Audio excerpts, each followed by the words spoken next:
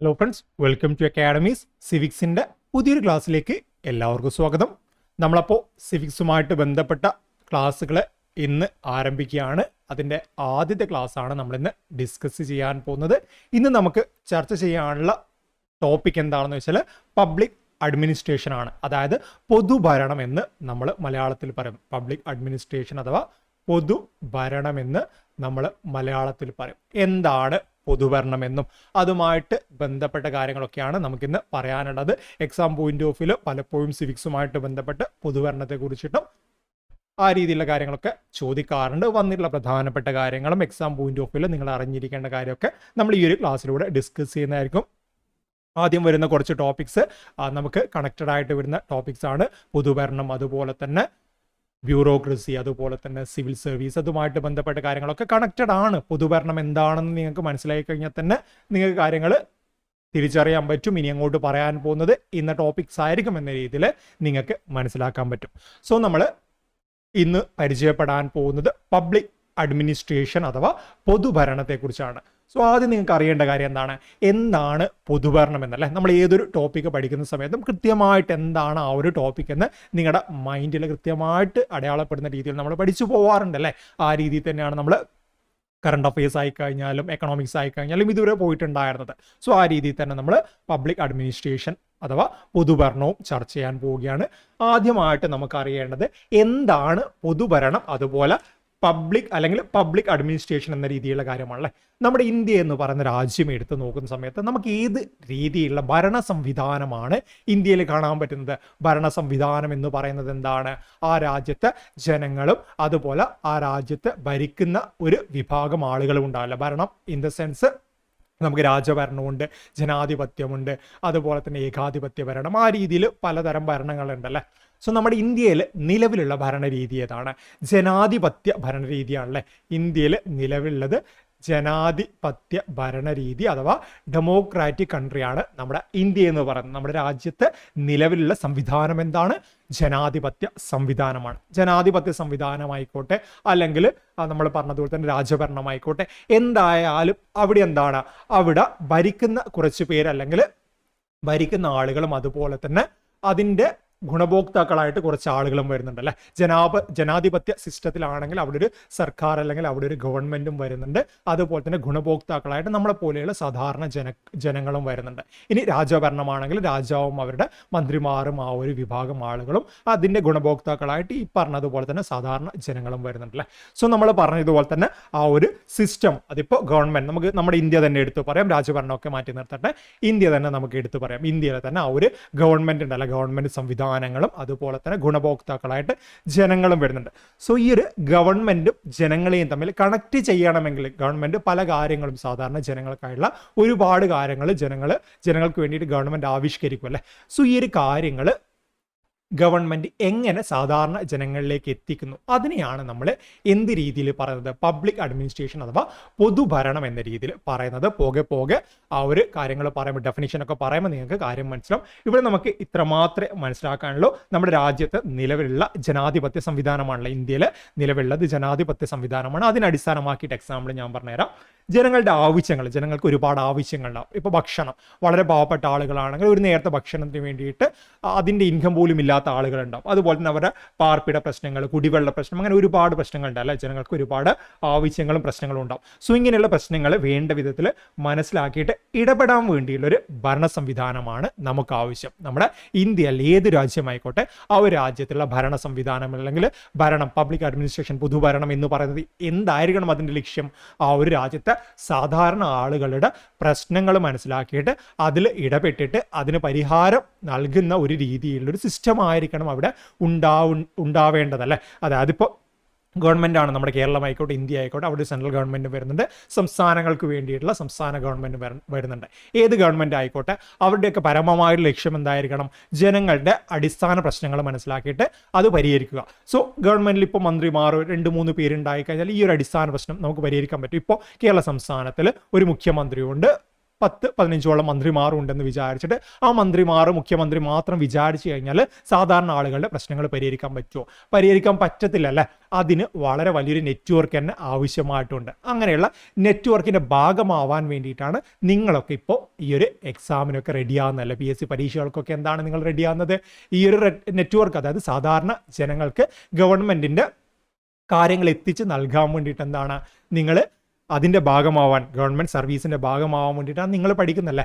So civics എന്ന് പറയുന്ന topic എന്തിനാണ് ഇട്ടതെന്ന് മനസ്സിലായല്ലോ. സിവിക്സ് എന്ന് പറയുന്ന ടോപ്പിക്ക് നിങ്ങൾ ഗവൺമെൻറ് സർവീസിലേക്ക് കയറുമ്പോൾ എന്താണ്, നിങ്ങൾ ആ ഒരു ഉദ്യോഗവൃന്ദം അല്ലെങ്കിൽ ബ്യൂറോക്രസിയുടെ ഭാഗമാണ്. നെക്സ്റ്റ് ടോപ്പിക്ക് നമ്മുടെ ഉദ്യോഗവൃന്ദമാണ്. എല്ലാം കണക്റ്റഡ് ആയിട്ടുള്ള കാര്യം തന്നെയാണ്. പൊതുഭരണം എന്താണെന്ന് നിങ്ങൾക്ക് മനസ്സിലാവും. ഞാൻ ഇത്ര നേരം പറഞ്ഞത് പൊതുഭരണം എന്താണെന്ന് മനസ്സിലാക്കി തരാൻ വേണ്ടിയിട്ടാണ്. സാധാരണ ജനങ്ങളുടെ ആവശ്യങ്ങളും പ്രശ്നങ്ങളും മനസ്സിലാക്കിയിട്ട് വേണ്ട വിധത്തിൽ ഇടപെടാൻ ഇന്ത്യയിൽ ഭരണ സംവിധാനങ്ങളുണ്ട് അല്ലേ? ഇതിനായിട്ട് നിരവധി പൊതുസ്ഥാപനങ്ങൾ നമുക്ക് അവൈലബിൾ ആണല്ലോ.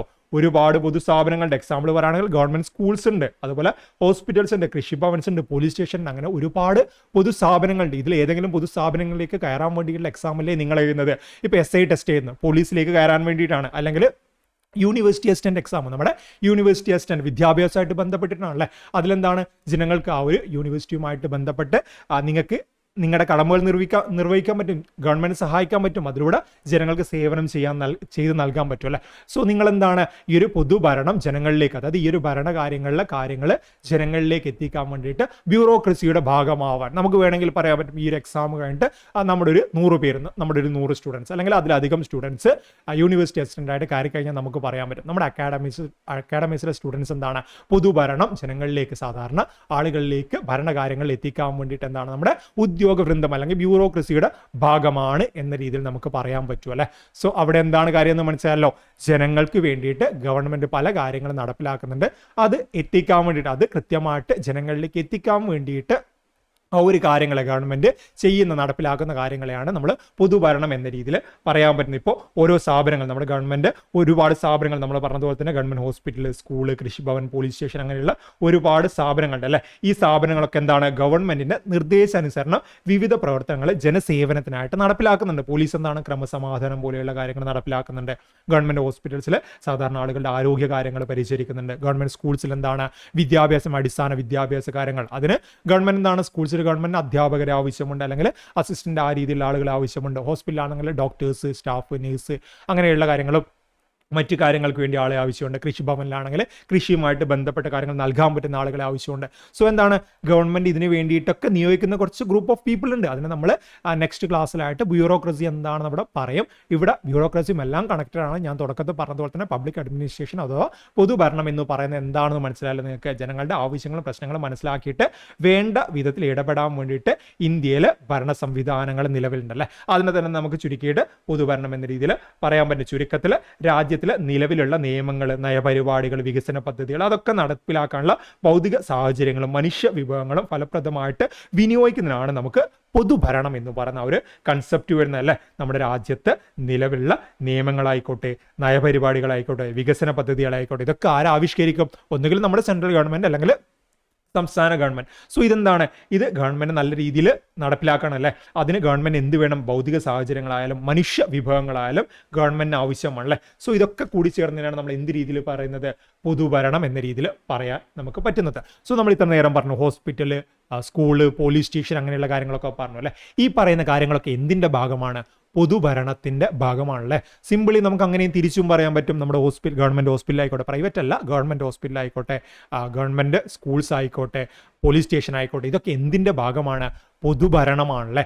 ഇതിലൂടെയൊക്കെ ജനങ്ങളെ സേവിക്കാൻ വേണ്ടിയിട്ട് ഗവൺമെൻറ്റും അതുപോലെ തന്നെ ജനങ്ങൾക്കും ഇടയിൽ മീഡിയേറ്ററായിട്ട് അല്ലെങ്കിൽ ആ ഒരു കാര്യങ്ങൾ കൃത്യമായിട്ട് എത്തിക്കാൻ വേണ്ടിയിട്ട് ഒരു ഗ്രൂപ്പ് ഓഫ് പീപ്പിൾ വരുന്നുണ്ട്. അവരെ ബ്യൂറോക്രസി എന്ന് പറയും. സോ ആ രീതിയിൽ വരുന്ന കാര്യങ്ങളാണ് നമ്മൾ എന്ത് പേരിൽ വിളിക്കുന്നത്, പൊതുഭരണം എന്ന പേരിൽ വിളിക്കുന്നത് അല്ലേ? So end of the day നമ്മൾ പറയുമെന്നാണ്, പൊതുഭരണത്തിൻ്റെ അൾട്ടിമേറ്റ് എയിം എന്താണ്, ജനക്ഷേമമാണ്. ജനങ്ങൾക്ക് ആവശ്യമുള്ള കാര്യങ്ങൾ എത്തിക്കുക എന്നതാണ് പൊതുഭരണത്തിൻ്റെ ആ ഒരു അൾട്ടിമേറ്റ് എയിം എന്ന് പറയുന്നത് ഗവൺമെന്റിന്റെ നിലനിൽപ്പും പ്രവർത്തനമൊക്കെ എന്തിനെ അടിസ്ഥാനമാക്കിയായിരിക്കും? ഈ ഒരു പൊതുഭരണം അഥവാ പബ്ലിക് അഡ്മിനിസ്ട്രേഷനെ അടിസ്ഥാനമാക്കിയായിരിക്കും അല്ലെ. ഫോർ എക്സാമ്പിൾ ഞാൻ പറഞ്ഞുതരാം. ഒരു ഗവൺമെന്റ് വന്നു, ഏതെങ്കിലും ഒരു ഗവൺമെന്റ് ആയിക്കോട്ടെ, നമ്മൾ പാർട്ടി ഒന്നും പറയുന്നില്ല, ഏതെങ്കിലും ഒരു ഗവൺമെന്റ് വന്നു. ആ ഗവൺമെന്റ് വന്നിട്ട് എന്താണ്, ജനങ്ങൾക്ക് വേണ്ടിയിട്ട് ഒരു കാര്യം നടപ്പിലാക്കുന്നില്ല. മുൻ സർക്കാർ നൽകി വന്നിരുന്ന പല പരിപാടികളൊക്കെ ക്യാൻസൽ ആക്കിയിട്ട് എന്താണ് ആ ഗവൺമെന്റ് വലിയ വലിയ പണക്കാർക്ക് മാത്രമുള്ള കാര്യങ്ങളൊക്കെ നൽകുന്നു. വളരെ പാവപ്പെട്ടവർക്ക് ഫ്രീ ആയിട്ടുള്ള അരിയും കാര്യങ്ങളൊക്കെ നിർത്തി, അല്ലെങ്കിൽ റോഡും കാര്യങ്ങളൊക്കെ പണിയുന്നില്ല. അങ്ങനെയുള്ള ഒരുപാട് പ്രശ്നങ്ങളൊക്കെ വന്നു കഴിഞ്ഞു ആ ഒരു ഗവൺമെന്റിനെ പറ്റിയിട്ട്. നെക്സ്റ്റ് ടൈം ഇലക്ഷൻ വരുന്ന സമയത്ത് ആരെങ്കിലും ആ ഒരു ഗവൺമെന്റിനെ തിരഞ്ഞെടുക്കുമോ? ഒരിക്കലും ഇല്ല അല്ലേ. നേരെ മറിച്ചിട്ട് വേറൊരു ഗവൺമെന്റ് വരികയാണ്. ഓക്കെ, ഇവർക്ക് പകരമായിട്ട് വേറൊരു ഗവൺമെന്റാണ്. നമ്മൾ ഈ പറഞ്ഞ സിനാരിയോ അല്ല, അത് വേറൊരു സിനാരിയോ. നല്ല രീതിയിൽ ജനങ്ങൾക്ക് വേണ്ടിയിട്ട് എല്ലാ കാര്യങ്ങളും ചെയ്തു കൊടുക്കുന്നുണ്ട്. അതുപോലെ തന്നെ ജനങ്ങളോട് നല്ല രീതിയിൽ ഇടപെടുന്നുണ്ട്, ജനങ്ങളുടെ ആവശ്യങ്ങൾ മനസ്സിലാക്കുന്നുണ്ട്, കറപ്ഷൻ കാര്യങ്ങൾ ഒഴിവാക്കാൻ വേണ്ടി കാര്യങ്ങളൊക്കെ ചെയ്യുന്നുണ്ട്. സോ എന്താണ്, ജനങ്ങളെ നല്ല രീതിയിൽ സേവിക്കുന്നുണ്ട് അല്ലേ. ആ ഒരു പൊതുഭരണം എന്താണ്, ജനങ്ങൾക്ക് യൂസ്ഫുൾ ആവുന്ന രീതിയിൽ നല്ല രീതിയിൽ വരുന്നുണ്ട്. സോ അവിടെ നമുക്ക് എന്ത് പറയാൻ പറ്റും, ആ ഒരു ഗവൺമെന്റിന്റെ നിലനിൽപ്പ് പൊതുഭരണത്തെ ആശ്രയിച്ചിരിക്കും. എങ്ങനെയാണോ ഗവൺമെന്റ് ജനങ്ങളെ അല്ലെങ്കിൽ ജനങ്ങൾക്ക് വേണ്ട നയപരിപാടികളും വികസന പരിപാടികളും കൃത്യമായിട്ട് എത്തിക്കാൻ വേണ്ടിയുള്ള പരിപാടികൾ ആവിഷ്കരിക്കുന്നത് അല്ലെങ്കിൽ പൊതുഭരണം നടപ്പിലാക്കുന്നത്, അതിനടിസ്ഥാനമാക്കിയിരിക്കും ആ ഒരു ഗവൺമെന്റിന്റെ നിലനിൽപ്പ് എന്ന് പറയുന്നത്. ഇത്ര നേരം ഞാൻ പറഞ്ഞത് ജസ്റ്റ് ഒരു ഇൻട്രൊഡക്ഷൻ മാത്രമാണ്. എന്താണ് പൊതുഭരണം എന്ന് നിങ്ങളുടെ മനസ്സിലേക്ക് എത്തിക്കാൻ വേണ്ടിയുള്ള കാര്യങ്ങളാണ്. ഇനി നമ്മൾ കടക്കാൻ പോകുന്നത് നമ്മുടെ SCERT NCERT ടെക്സ്റ്റ് ബുക്കിലെ പ്രധാനപ്പെട്ട കാര്യത്തിലേക്കാണ്. ഇത്ര നേരം ഞാൻ പറഞ്ഞ കാര്യം തന്നെയാണ് ഇനി അങ്ങോട്ടും പറയാനുള്ളത്. പൊതുഭരണം എന്താണെന്ന് നിങ്ങളുടെ മനസ്സിലൊരു ഐഡിയ വന്നല്ലോ. പൊതുഭരണം എന്താണെന്നുള്ളൊരു ഐഡിയ വന്നു അല്ലേ.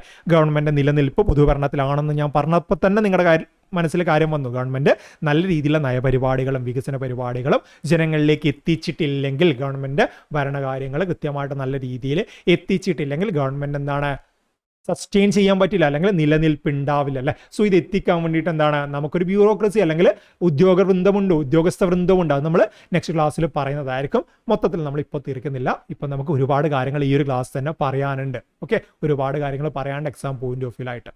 The word administration is derived from Latin word ad and ministry meaning service. എന്താണ് പൊതുഭരണം അഥവാ നമ്മൾ എന്തായിരുന്നു പറയുന്നത്, പബ്ലിക് അഡ്മിനിസ്ട്രേഷനിലെ പൊതുഭരണം അഥവാ പബ്ലിക് അഡ്മിനിസ്ട്രേഷൻ എന്ന രീതിയിൽ നമ്മൾ പറഞ്ഞിട്ടുണ്ടായിരുന്നു. പൊതുഭരണം അഥവാ പബ്ലിക് അഡ്മിനിസ്ട്രേഷൻ എന്ന രീതിയിൽ പറഞ്ഞു. അതിലെന്താണ് അഡ്മിനിസ്ട്രേഷൻ അഥവാ ഭരണം അല്ലേ, ഭരണം എന്ന് പറയും. പരീക്ഷയ്ക്ക് ചോദ്യങ്ങളായിട്ട് വന്നിട്ടുണ്ട്. ഈ ഒരു അഡ്മിനിസ്ട്രേഷൻ എന്ന് പറയുന്ന വേർഡ് ഏത് ഭാഷയിൽ നിന്നാണ് ഉൾത്തിരിഞ്ഞു വന്നത്? ഏതാണ്?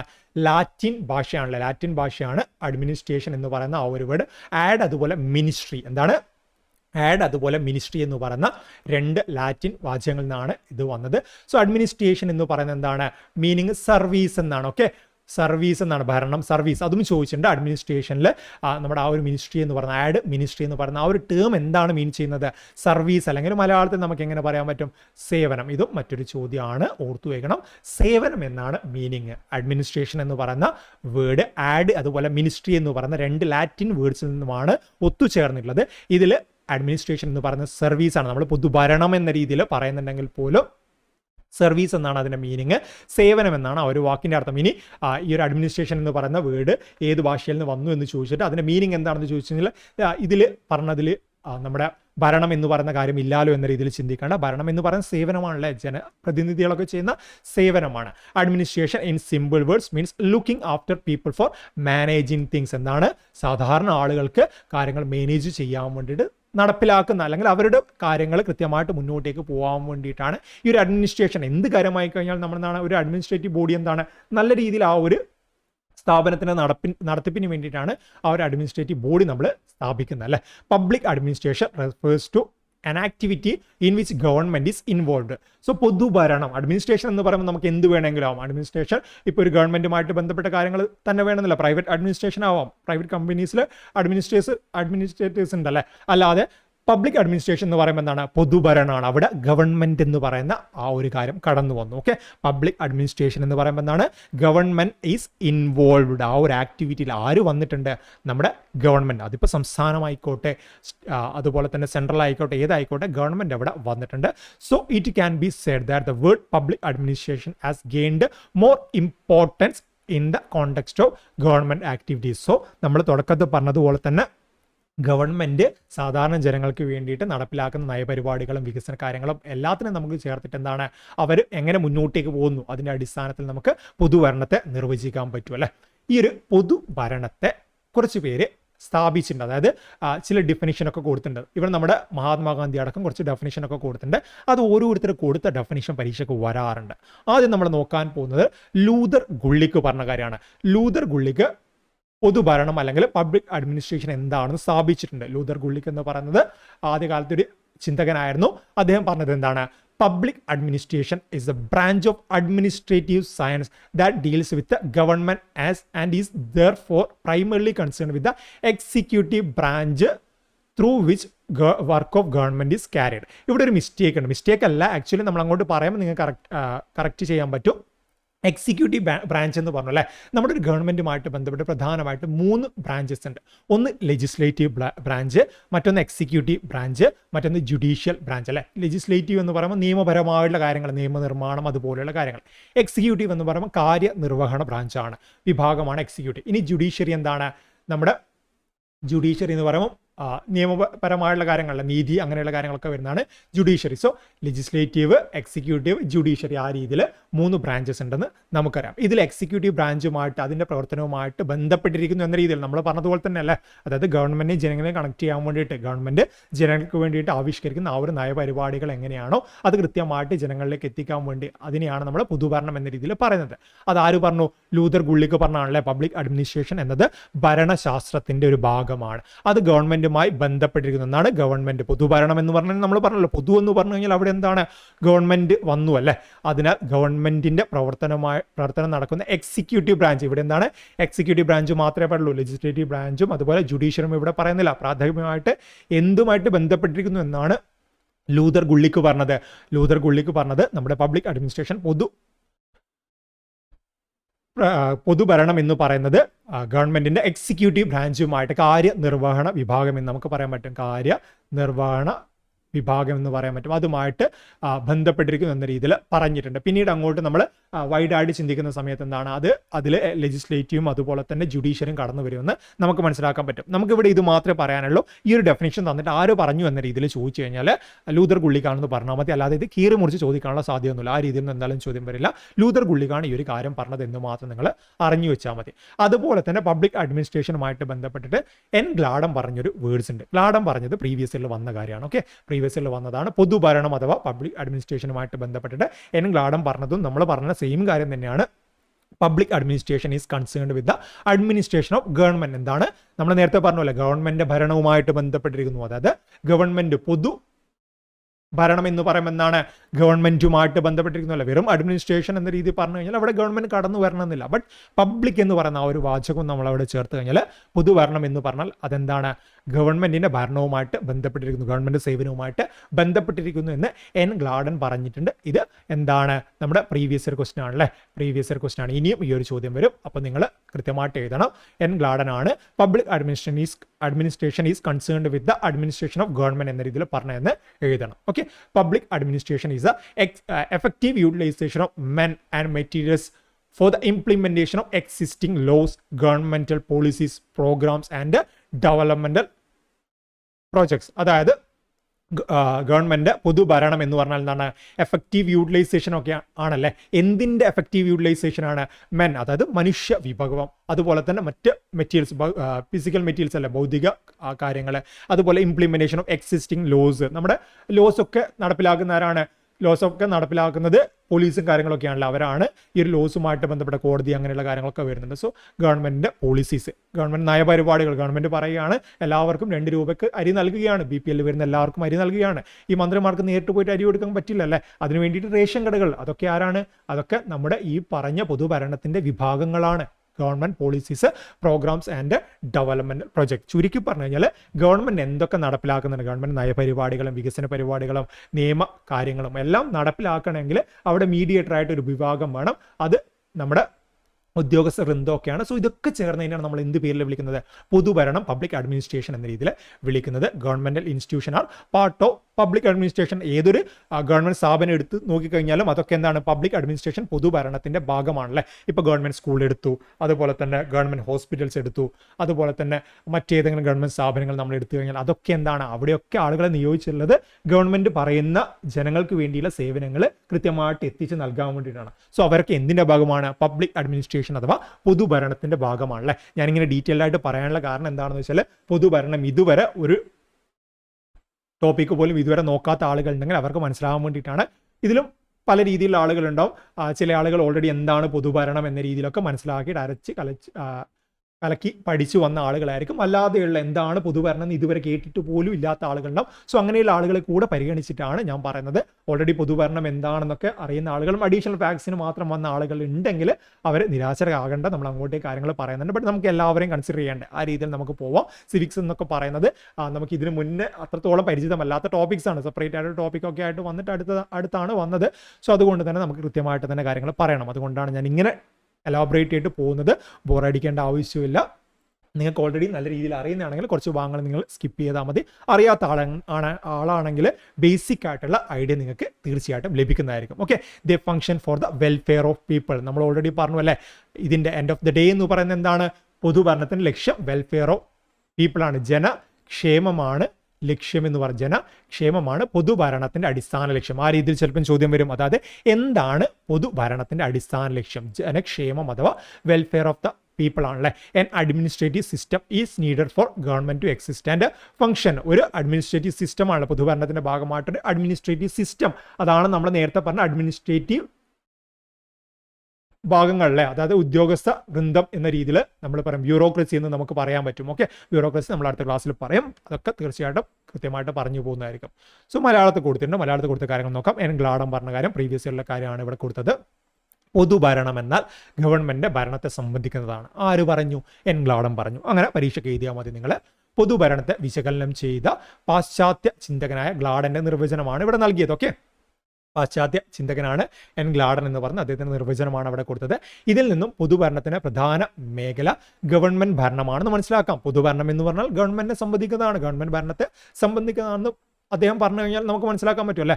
പൊതുഭരണത്തിന്റെ പ്രധാന മേഖല എന്താണ്? ഗവൺമെന്റ് ആണെന്ന് മനസ്സിലാക്കാൻ പറ്റും. രാജ്യത്ത് നിലവിലുള്ള നിയമങ്ങളും ഗവൺമെന്റ് നയപരിപാടികളും, ഈ ഒരു ഹൈലൈറ്റ് ചെയ്യണം.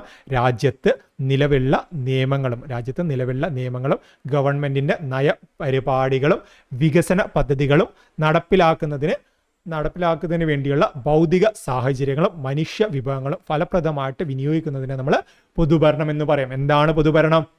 രാജ്യത്ത് നിലവിലുള്ള നിയമങ്ങൾ, ആദ്യത്തെ കാര്യമല്ല, നിലവിലുള്ള നിയമങ്ങൾ, ഗവൺമെന്റ് നയപരിപാടികൾ, ഗവൺമെന്റ് വികസന പദ്ധതികൾ. സോ ഇങ്ങനെയുള്ള കാര്യങ്ങളിൽ രാജ്യത്ത് ഗവൺമെന്റ് പുതിയ നിയമങ്ങൾ കൊണ്ടുവരും, ഓൾറെഡി ഉള്ള നിയമങ്ങളെ മാറ്റും. ഗവൺമെന്റ് നയപരിപാടികൾ, ആ ഒരു കാലത്തിന് ആവശ്യമുള്ള നയപരിപാടികളും വികസന പദ്ധതികളും ഗവൺമെന്റ് ആവിഷ്കരിക്കും അല്ലേ. സോ ഇങ്ങനെ വെറുതെ ആവിഷ്കരിച്ച് വെച്ചാൽ മതിയോ? അത് നടപ്പിലാക്കണം അല്ലേ. നടപ്പിലാക്കാൻ ഗവൺമെന്റ് എന്തൊക്കെ വേണം? ഭൗതിക സാഹചര്യങ്ങൾ വേണം, ഗവൺമെന്റ് ഫിസിക്കൽ മെറ്റീരിയൽസും വേണം. അതുപോലെ തന്നെ എന്താണ്? ഹ്യൂമൻ റിസോഴ്സ്, മനുഷ്യ വിഭവങ്ങളും ഗവൺമെന്റ് ആവശ്യമാണല്ലേ. മനുഷ്യരുണ്ടെങ്കിൽ ഇത് കണക്ട് ചെയ്തിട്ട് ആളുകളിലേക്ക് എത്തിക്കാൻ വേണ്ടിയിട്ട് ഇപ്പോൾ റേഷൻ കട ഗവൺമെന്റ് 2 രൂപ കരി അനുവദിച്ചു. ഓക്കെ, ഗവൺമെന്റ് 2 രൂപ കരി അനുവദിച്ചെന്ന് വിചാരിച്ചിട്ട് അത് അനുവദിച്ച IAS ഓഫീസർ അല്ലെങ്കിൽ മന്ത്രിമാർക്ക് പോയിട്ട് ഓരോ വീടുകളിലും എത്തിക്കാൻ പറ്റില്ലല്ലോ. അതിനെന്ത് ചെയ്യും? അതിന് റേഷൻ കടകൾ, പൊതുവിതരണ കേന്ദ്രങ്ങൾ ആരംഭിക്കും. ആ ഒരു പൊതുവിതരണ കേന്ദ്രങ്ങൾ വഴി ഗവൺമെന്റ് ഈ ഒരു സേവനം, 2 രൂപ കരി എന്ന് പറയുന്ന ആ ഒരു സേവനം, അതെന്താണ്? അത് ഗവൺമെന്റ് എടുത്തൊരു തീരുമാനമല്ല, ഭരണത്തിൽ ഗവൺമെന്റ് എടുത്തൊരു തീരുമാനമാണ്. അത് നടപ്പിലാക്കാൻ പറ്റുന്നുണ്ടല്ലേ. സോ എന്താണ് നമ്മൾ പറഞ്ഞതുപോലെ തന്നെ റേഷൻ കടയിൽ നിന്ന് നമുക്ക് എന്താണ്? ആ ഒരു മനുഷ്യ വിഭവം, ആ ഒരു റേഷൻ കടക്കാരൻ ഈ ഒരു ഭൗതിക സാഹചര്യം ലഭ്യമാക്കാൻ, ആ റേഷൻ കട എന്ന് പറയുന്ന ഭൗതിക സാഹചര്യമുണ്ട്, അതുപോലെ തന്നെ റേഷൻ കടക്കാരൻ എന്ന് പറയുന്ന മനുഷ്യ വിഭവവും ഉണ്ടല്ലേ, ഫലപ്രദമായിട്ട് വിനിയോഗിക്കുന്നതാണ് പൊതുഭരണം എന്ന് പറയുന്നത്. നമ്മുടെ റേഷൻ പീഡിയ വെച്ചിട്ട് തന്നെ നമുക്ക് എന്താണ് കണക്ട് ചെയ്യാൻ പറ്റും. റേഷൻ കടയിൽ 2 രൂപയ്ക്ക് അരിയുണ്ട്, അത് ഗവൺമെന്റ് ഒരു പദ്ധതിയാണ്. ഗവൺമെന്റ് നടപ്പിലാക്കാൻ വേണ്ടിയുള്ള ഭൗതിക സാഹചര്യം എന്താണ്? റേഷൻ കടയാണ്, അതുപോലെ തന്നെ അരിയുമാണ്. മനുഷ്യ വിഭവം എന്താണ്? റേഷൻ കട ചേട്ടനാണല്ലേ, അതാണ് മനുഷ്യ വിഭവം. ക്ലിയർ ആയല്ലോ പൊതുഭരണം എന്താണെന്ന്? ഗവൺമെൻറ് സ്ഥാപനങ്ങളിലെ പൊതുഭരണ സംവിധാനത്തിൻ്റെ ഭാഗമാണ്. ഏത് ഗവൺമെൻറ് സ്ഥാപനം എടുത്ത് നോക്കിക്കഴിഞ്ഞാലും, സ്കൂളായാലും ഹോസ്പിറ്റലായി കഴിഞ്ഞാലും റേഷൻ കടകളായി കഴിഞ്ഞാലും ഏത് ഗവൺമെൻറ് സ്ഥാപനം എടുത്ത് നോക്കിക്കഴിഞ്ഞാലും അതൊക്കെ എന്താണ്? പൊതുഭരണം, പബ്ലിക് അഡ്മിനിസ്ട്രേഷൻ്റെ ഭാഗമാണല്ലേ. ജനക്ഷേമം മുൻനിർത്തിയാണ് അവ പ്രവർത്തിക്കുന്നത്. അത് നമ്മൾ തീർച്ചയായിട്ടും അറിഞ്ഞു വെക്കണം. പൊതുഭരണം എന്ന് പറയുന്നത് എന്താണ്? ജനങ്ങളുടെ ക്ഷേമം, വെൽഫെയർസ് ആണ് അവിടെ ലക്ഷ്യമല്ലേ. ഗവൺമെന്റുകൾക്ക് നിലനിൽക്കാനും പ്രവർത്തിക്കാനും ഭരണ സംവിധാനം ആവശ്യമാണ്. ഗവൺമെന്റ് നിലനിൽപ്പിനും പ്രവർത്തനത്തിനും എന്താണ്? ഇതുപോലൊരു ഭരണ സംവിധാനം തീർച്ചയായിട്ടും ആവശ്യമാണ്. ഭരണ സംവിധാനം ഇല്ലെങ്കിൽ ഗവൺമെന്റ് എങ്ങനെയാണ് മുന്നോട്ടേക്ക് പോവുക? ഗവൺമെന്റ് വെൽഫെയർ മെഷേഴ്സ് ഒക്കെ ആവിഷ്കരിക്കാൻ എങ്ങനെയാണ് പറ്റുക? ഓക്കെ, ആ രീതിയിൽ നമ്മൾ ഓർത്തു വെക്കണം. The history of public administration begin with the formation of States. നമ്മുടെ ഈ ഒരു രാജ്യം ഉണ്ടായപ്പോൾ തൊട്ട് എന്താണ് അവിടെ ഒരു പബ്ലിക് അഡ്മിനിസ്ട്രേഷൻ ഉണ്ടല്ലേ. അതിപ്പോൾ നമ്മുടെ ഡെമോക്രസി ആയാലോ രാജഭരണം ആയാലോ എന്തായാലും എന്താണ് അവിടെ ഒരു അഡ്മിനിസ്ട്രേഷൻ വരുന്നുണ്ട്. രാജഭരണമാണെങ്കിൽ അവിടെ പ്രൈവറ്റ് എന്ന രീതിയിൽ പറയാൻ പറ്റും, അഡ്മിനിസ്ട്രേഷൻ ആണ്, അല്ലെങ്കിൽ ഒരു കമ്പനി ആയിക്കോട്ടെ എന്തായിക്കോട്ടെ, ഒരു രാഷ്ട്രം ഉണ്ടായിക്കഴിഞ്ഞാൽ അവിടെ എന്താണ് അവിടെ അഡ്മിനിസ്ട്രേഷൻ വരുന്നുണ്ടല്ലേ, പൊതുഭരണം വരുന്നുണ്ട്. Based on difference in the form of government ആ ഒരു ഫോമിൽ വ്യത്യാസം വരുമ്പോൾ we can find difference in the public administration. പൊതുഭരണത്തിൽ അവിടെ വ്യത്യാസം വരുന്നുണ്ടല്ലേ. പൊതുഭരണത്തിൽ എങ്ങനെയാണ്, ഇപ്പോൾ ഗവൺമെന്റ് ആണെങ്കിൽ നമ്മുടെ പോലെ തന്നെ ഡെമോക്രാറ്റിക് കൺട്രി ആണെങ്കിൽ അവിടെ എന്താണ് അവിടെ എലക്ട് ചെയ്യപ്പെട്ട ഒരു ഗവൺമെന്റ് വരുന്നുണ്ട്. അത് മാറ്റം വരാം, മാറ്റങ്ങൾക്ക് അതീതമാണ് എലക്ട് ചെയ്യപ്പെട്ട ഗവൺമെന്റ്. 5 വർഷം അല്ലെങ്കിൽ അതിനിടയിൽ ആ ഗവൺമെന്റ് തകർന്നു പോയാൽ പുതിയ ഗവൺമെന്റ് വരും. ബട്ട് എന്താണ് രാജഭരണമാണെങ്കിൽ രാജാവിന്റെ തൃപ്തിക്കനുസരിച്ചിട്ടാണ് ജനങ്ങൾക്ക് വേണ്ട കാര്യങ്ങൾ ചെയ്യുക.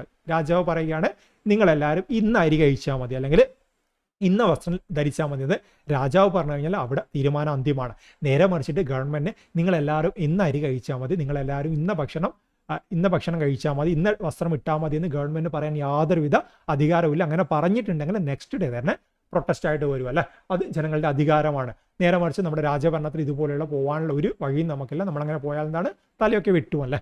ഡ്യൂറിങ് മൊണാർക്കി രാജഭരണ കാലഘട്ടത്തിൽ the interest of monarch was based on public administration. പൊതുഭരണത്തിന്റെ ആ ഒരു കാര്യം എന്തായിരുന്നു, പ്രധാനമായിട്ട് വരുന്ന കാര്യം എന്ന് പറയുന്നത് ഇൻട്രസ്റ്റ് ഓഫ് മൊണാർച്ച് ആണെന്നല്ല. അടിസ്ഥാനം എന്ന് പറയുന്നത് അന്നത്തെ പൊതുഭരണത്തിന്റെ അടിസ്ഥാനം എന്ന് പറയുന്നത് മൊണാർച്ചിന്റെ ഇൻട്രസ്റ്റ്, അദ്ദേഹത്തിന്റെ താല്പര്യങ്ങളായിരുന്നു അല്ലേ. ബട്ട് ഇൻ ഡെമോക്രാറ്റിക് സിസ്റ്റം, നമ്മുടെ രാജ്യം പോലെ ഒരു ഡെമോക്രാറ്റിക് സിസ്റ്റം ആണെന്നാണ് importance is given to interest of the people. സാധാരണ ജനങ്ങളുടെ ആഗ്രഹങ്ങളും ആവശ്യങ്ങൾക്കൊക്കെയാണ് പ്രാധാന്യം നൽകുന്നത്. Democratic administration become more effective and efficient through public administration. Public അഡ്മിനിസ്ട്രേഷനിലൂടെ പൊതുഭരണത്തിലൂടെ എന്താണ് ഡെമോക്രാറ്റിക് അഡ്മിനിസ്ട്രേഷൻ കുറച്ചുകൂടെ എഫക്റ്റീവ് ആവും അല്ലേ. ജനങ്ങൾക്ക് എന്ത് വേണമെന്ന് അത് മനസ്സിലാക്കിയിട്ട് ഗവൺമെന്റ് ചെയ്തു കൊടുക്കുന്നു. അതുമാത്രമാണ് പൊതുഭരണം എന്ന രീതിയിൽ പറഞ്ഞത്. രാഷ്ട്രം നിലവിൽ വന്നപ്പോൾ മുതൽ പൊതുഭരണത്തിന്റെ ചരിത്രവും ആരംഭിക്കുന്നു. ഭരണരീതിക്കനുസരിച്ച് പൊതുഭരണത്തിലും വ്യത്യാസങ്ങൾ കാണാം. രാജഭരണകാലത്ത് രാജാവിന്റെ താല്പര്യങ്ങളായിരുന്നു പൊതുഭരണത്തിന്റെ അടിസ്ഥാനം. രാജഭരണകാലത്ത് എന്തായിരുന്നു പൊതുഭരണത്തിന്റെ അടിസ്ഥാനം എന്ന് ചോദിച്ചാൽ നിങ്ങൾ എന്ത് പറയും, രാജാവിന്റെ താല്പര്യങ്ങളായിരുന്നു. എന്നാൽ ജനാധിപത്യ വ്യവസ്ഥയിൽ പൊതുഭരണത്തിന്റെ അടിസ്ഥാനം എന്താണെന്ന് ചോദിച്ചാൽ നിങ്ങൾ എന്ത് പറയും, ജനങ്ങളുടെ താല്പര്യമാണ് പൊതുഭരണത്തിന്റെ അടിസ്ഥാനം.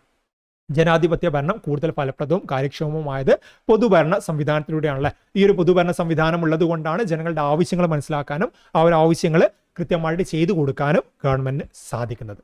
ക്ലിയർ ആണല്ലോ. ഇനി നമ്മുടെ ഈക്വാലൻസി ടെക്സ്റ്റ് ബുക്കിൽ പറയുന്നുണ്ട് എന്താണ് പൊതുഭരണം. സെയിം കാര്യങ്ങൾ തന്നെയാണ്, ബട്ട് 1-2 പോയിന്റ് അവിടെ അധികം വന്നിട്ടുണ്ടെങ്കിൽ നമുക്ക് ചിലപ്പം കറക്റ്റ് പരീക്ഷയ്ക്ക് അതായിരിക്കും ആ ഒരു പോയിന്റ് ആയിരിക്കും വരുന്നുണ്ടാകുക. നമ്മൾ ഈ സെയിം കാര്യമാണല്ലോ എന്ന രീതിയിൽ സ്കിപ്പ് ചെയ്യാനും പറ്റത്തില്ല. അതുകൊണ്ടാണ് ഞാൻ 10th റെഗുലറും 10th ഈക്വാലൻസും +2 എല്ലാം റെഫർ ചെയ്തിട്ട്, എല്ലാ ടെക്സ്റ്റ് ബുക്കും റെഫർ ചെയ്തിട്ട് പറയുന്നത്.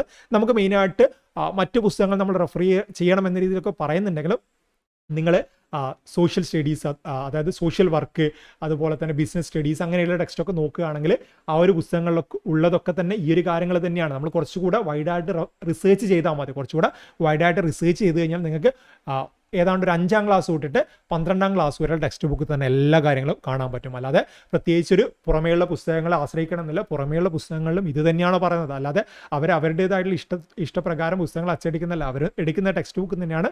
ബട്ട് എന്താണ്, നമ്മൾ നോക്കുന്ന സമയത്ത് 100-200 ടെക്സ്റ്റ് ബുക്ക് അല്ലേ, മൊത്തത്തിൽ നോക്കുമ്പോൾ 100-200 ടെക്സ്റ്റ് ബുക്കൊക്കെ ഇത്രയും ക്ലാസ്സുകൾ കാണാൻ പറ്റും.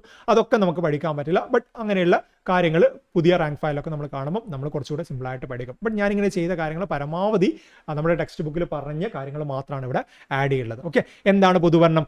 രാജ്യത്ത് നിലവിലുള്ള നിയമങ്ങളും ഗവൺമെന്റ് രൂപം നൽകുന്ന നയപരിപാടികളും വികസന പദ്ധതികളും കോടതി വിധികളും ഫലപ്രദമായിട്ട് നടപ്പാക്കേണ്ടതുണ്ട്. എല്ലാ കാര്യങ്ങളും ഫലപ്രദമായിട്ട് നടപ്പാക്കണം അല്ലേ. കോടതി എന്തെങ്കിലും ഒരു കാര്യം വിധിക്കുകയാണ്, കോടതി പറയാണ് ഇന്ന കാര്യം ഇനി മുതൽ ചെയ്യാൻ പാടില്ല. സോ അത് ആരാണ് നടപ്പിലാക്കുന്നത്? കോടതി അവിടെ പറഞ്ഞതുകൊണ്ട് ജനങ്ങൾ അനുസരിക്കണമെന്ന് യാതൊരുവിധ നിർബന്ധമില്ല. അതിന് ചിലപ്പോൾ നമുക്ക് എന്താണ് ഫൈൻ വയ്ക്കേണ്ടി വരും. ഗവൺമെന്റ് പറയാണ് ഇന്ന കാര്യം, ഈ ഒരു കാര്യം നടപ്പിലാക്കാത്ത ആളുകൾ ഉണ്ടെങ്കിൽ, അല്ലെങ്കിൽ കോടതി പറയാണ് എല്ലാവരും 2 വീലറിൽ പോകുന്ന എല്ലാവരും 2 പേരും ലൈസൻസ് ഇടണം എന്ന രീതിയിൽ പറയുകയാണ്. ഓക്കെ, ലൈസൻസ് ഇടണം എന്നല്ല, ഹെൽമെറ്റ് ഇടണം എന്ന രീതിയിൽ പറയുകയാണ്. ഹെൽമെറ്റ് ഇടണം എന്ന് പറഞ്ഞു കഴിഞ്ഞാൽ അത് എല്ലാവരും അനുസരിക്കണമെന്ന് യാതൊരു നിർബന്ധമില്ല. ബട്ട് അതിനെന്താണ്, പൊതുഭരണത്തിലൂടെ പോലീസിനെ ഏൽപ്പിക്കാൻ പറ്റും. പോലീസിനോട് പറയും 2 പേര് ഹെൽമെറ്റ് ഇട്ടില്ലെങ്കിൽ നിങ്ങൾ എന്താണ് ഫൈൻ ചെയ്തോ. സോ എന്താണ്, ഫൈൻ വരുമ്പോൾ ആളുകൾക്ക് ഒരു പേടി വരും അല്ല, കയ്യിൽ നിന്ന് പൈസ പോകുമ്പോൾ ഒരു പേടി വരും. സോ ആളുകൾ അത് പാലിക്കാൻ തുടങ്ങും. സോ ഗവൺമെന്റ് ആയിക്കോട്ടെ, കോടതി ആയിക്കോട്ടെ, കൊണ്ടുവരുന്ന ഉത്തരവുകൾ നടപ്പിലാക്കാൻ വേണ്ടിയിട്ട് പൊതുഭരണ സംവിധാനങ്ങൾ നമുക്ക് അവൈലബിൾ ആണല്ലേ. ഇതിനായി മനുഷ്യ വിഭവങ്ങളും ഭൗതിക സാഹചര്യങ്ങളും ഫലപ്രദമായിട്ട് വിനിയോഗിക്കപ്പെടണം. ഗവൺമെന്റ് എടുക്കുന്ന തീരുമാനങ്ങൾ കൊണ്ട് മാത്രം ഇവയുടെ പ്രയോജനം ജനങ്ങളിൽ എത്തുകയില്ല. ഗവൺമെന്റ് അല്ലെങ്കിൽ കോടതി ഒരു തീരുമാനം എടുത്തു എന്ന് വിചാരിക്കണം, അതുകൊണ്ട് മാത്രം അത് ജനങ്ങളിലേക്ക് എത്തുകയില്ല. അതിനു വേണ്ടിയിട്ട് മനുഷ്യ വിഭവങ്ങളും ഭൗതിക സാഹചര്യങ്ങളും കൃത്യമായിട്ട് നമ്മൾ നടപ്പിലാക്കണം. ഗവൺമെൻറ് രൂപീകരിക്കുന്ന നയങ്ങളും പരിപാടികളും കോടതി വിധികളും ജനങ്ങളിലേക്ക് എത്തിക്കുന്നത് പൊതുഭരണ സംവിധാനത്തിലൂടെയാണ്. ഞാൻ പറഞ്ഞ ആ ഒരു റേഷൻ കടയുടെ എക്സാമ്പിൾ തന്നെ എടുത്താൽ മതി അല്ലേ. ഗവൺമെൻറ് പറയാണ് BPL കാറ്റഗറിയിൽ എല്ലാവർക്കും 2 രൂപക്കരി. 2 രൂപക്കരി എന്ന് പറഞ്ഞു കഴിഞ്ഞാൽ എല്ലാവർക്കും സെക്രട്ടറിയേറ്റ് പോയിട്ട് അരി വാങ്ങാൻ പറ്റില്ല, അല്ലെങ്കിൽ മന്ത്രിമാർക്ക് എല്ലാവരുടെയും വീട്ടിൽ എത്തിക്കാൻ പറ്റില്ല. നമ്മുടെ 3-3.5 കോടി വരുന്ന ജനങ്ങളിലേക്ക് എല്ലാവരിലേക്കും എത്തിക്കാൻ പറ്റില്ല. അതിന് ഗവൺമെൻറ് എന്ത് പറയുന്നു? ഗവൺമെൻറ് അവിടെ ഭൗതിക സാഹചര്യങ്ങൾ യൂസ് ചെയ്യാണ്. റേഷൻ കട എന്ന് പറഞ്ഞ ഭൗതിക സാഹചര്യം എല്ലാ പഞ്ചായത്തിലും കൊണ്ടുവരുന്നു. അവിടെ മനുഷ്യവിഭവം, റേഷൻ കടക്കാരൻ എന്ന് പറയുന്ന മനുഷ്യവിഭവം എല്ലാ പഞ്ചായത്തിലും കൊണ്ടുവരുന്നു. ഓക്കെ, അതാണ് നമ്മൾ പറഞ്ഞത്. ഗവൺമെൻറ് സ്ഥാപനങ്ങളെല്ലാം പൊതുഭരണ സംവിധാനത്തിന്റെ ഭാഗമാണ്. ഇതൊക്കെ ഇമ്പോർട്ടൻ്റ് ആണ്. എന്താണ് പൊതുഭരണ സംവിധാനത്തിന്റെ ഭാഗം എന്ന രീതിയിൽ ചോദിച്ചു കഴിഞ്ഞാൽ എല്ലാ ഗവൺമെൻറ് സ്ഥാപനങ്ങളുമാണ് രാജ്യത്തെ ജനങ്ങളുടെ ക്ഷേമം മുൻനിർത്തിയാണ് അവ പ്രവർത്തിക്കുന്നത്. സോ പൊതുഭരണത്തിന്റെ അൾട്ടിമേറ്റ് എയിം എന്താണെന്ന് ചോദിച്ചു കഴിഞ്ഞാൽ ജനങ്ങളുടെ ക്ഷേമമാണ്, welfare of the common people ആണ്.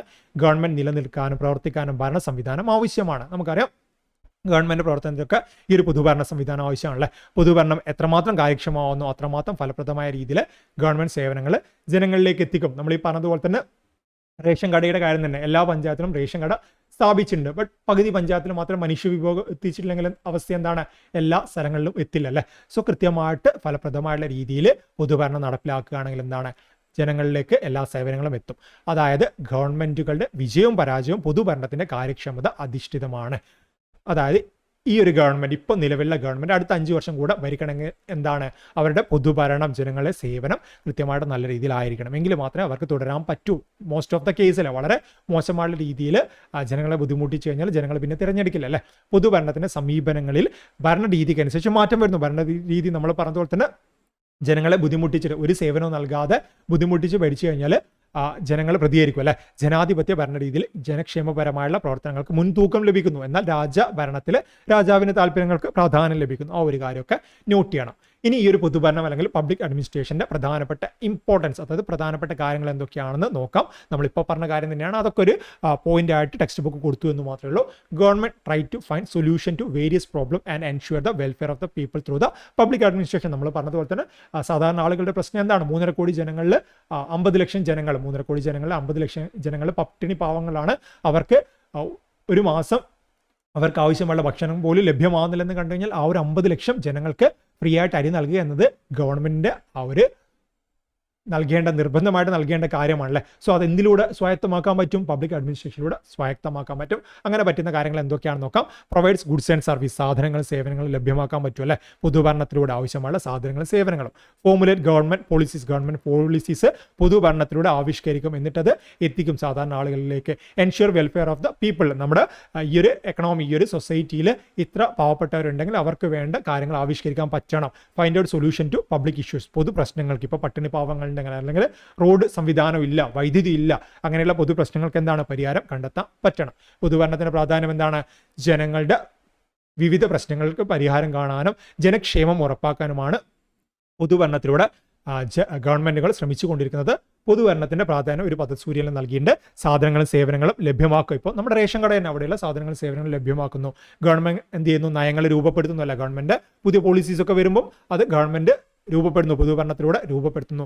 അതിന് ഉദ്യോഗസ്ഥ വൃന്ദമൊക്കെ ഉണ്ട്. അവരൊക്കെ ചേർന്നിട്ട് തീരുമാനിച്ചിട്ട് IAS ഓഫീസേഴ്സ് ഒക്കെ വരുന്നുണ്ടല്ലേ, അവരോടൊക്കെ കൂടിയാലോചിക്കും. അല്ലാതെ ഗവൺമെന്റ് മന്ത്രിമാർ മാത്രം തീരുമാനിക്കുന്നതല്ല, മന്ത്രിമാർ ഉപദേശക സമിതിയൊക്കെ ഉണ്ട്. അവരൊക്കെ ചേർന്നിട്ടാണ് ഈ ഒരു കാര്യമൊക്കെ തീരുമാനിക്കുന്നത്. ജനക്ഷേമം, എൻഡ് ഓഫ് ദ ഡേ അല്ലെങ്കിൽ അൾട്ടിമേറ്റ് എയിം എന്താണ്? ജനക്ഷേമമാണല്ലേ. ജനകീയ പ്രശ്നങ്ങൾക്ക് പരിഹാരം കാണണം. ഈ 4 കാര്യങ്ങൾ ഓർത്തു വെക്കണം. പൊതുഭരണത്തിന്റെ പ്രാധാന്യം എന്ന രീതിയിൽ ചോദ്യം വരും. ഈ 4 കാര്യം ഉണ്ടെന്ന് നമുക്ക് മനസ്സിലാക്കണം. ഇനി ഗാന്ധിജി പൊതുഭരണത്തെക്കുറിച്ച് കുറച്ച് കാര്യങ്ങൾ പറഞ്ഞിട്ടുണ്ട്. ബേസിക്കായിട്ട് ഗാന്ധിജി പറഞ്ഞ ആദ്യം നമുക്ക് ഈ ഒരു മലയാളം വെച്ചിട്ടൊന്ന് ആരംഭിക്കാം, എന്നിട്ട് നമുക്ക് ബാക്കിയുള്ള കാര്യങ്ങൾ നോക്കാം. ഗാന്ധിജി പൊതുഭരണത്തെക്കുറിച്ചിട്ട് പറഞ്ഞ കാര്യം എന്താണെന്ന് വെച്ചാൽ, നിങ്ങൾ എന്തെങ്കിലും നടപ്പാക്കുന്നതിന് മുൻപ് നിങ്ങൾ കണ്ട പാവപ്പെട്ടവനും നിസ്സഹായനുമായ ഒരുവൻ്റെ മുഖം ഓർക്കുക. ഞാനിപ്പോൾ ചെയ്യാൻ പോകുന്നത് ആ പാവപ്പെട്ടവന് എങ്ങനെ സഹായകമാവുമെന്ന് സ്വയം ചോദിക്കുക. ഗാന്ധിജി എന്താണ് പറഞ്ഞത്? നിങ്ങൾ എന്തെങ്കിലും കാര്യം നടപ്പാക്കാൻ പോവുകയാണ്. അതായത് നിങ്ങൾ എന്തെങ്കിലും വാങ്ങാനോ നിങ്ങൾ എന്തെങ്കിലും കാര്യം ചെയ്യാൻ പോകുന്ന സമയത്ത് എന്താണ്? നിങ്ങളെ മാത്രം ഓർക്കരുത്, സെൽഫിഷ് ആവരുത്.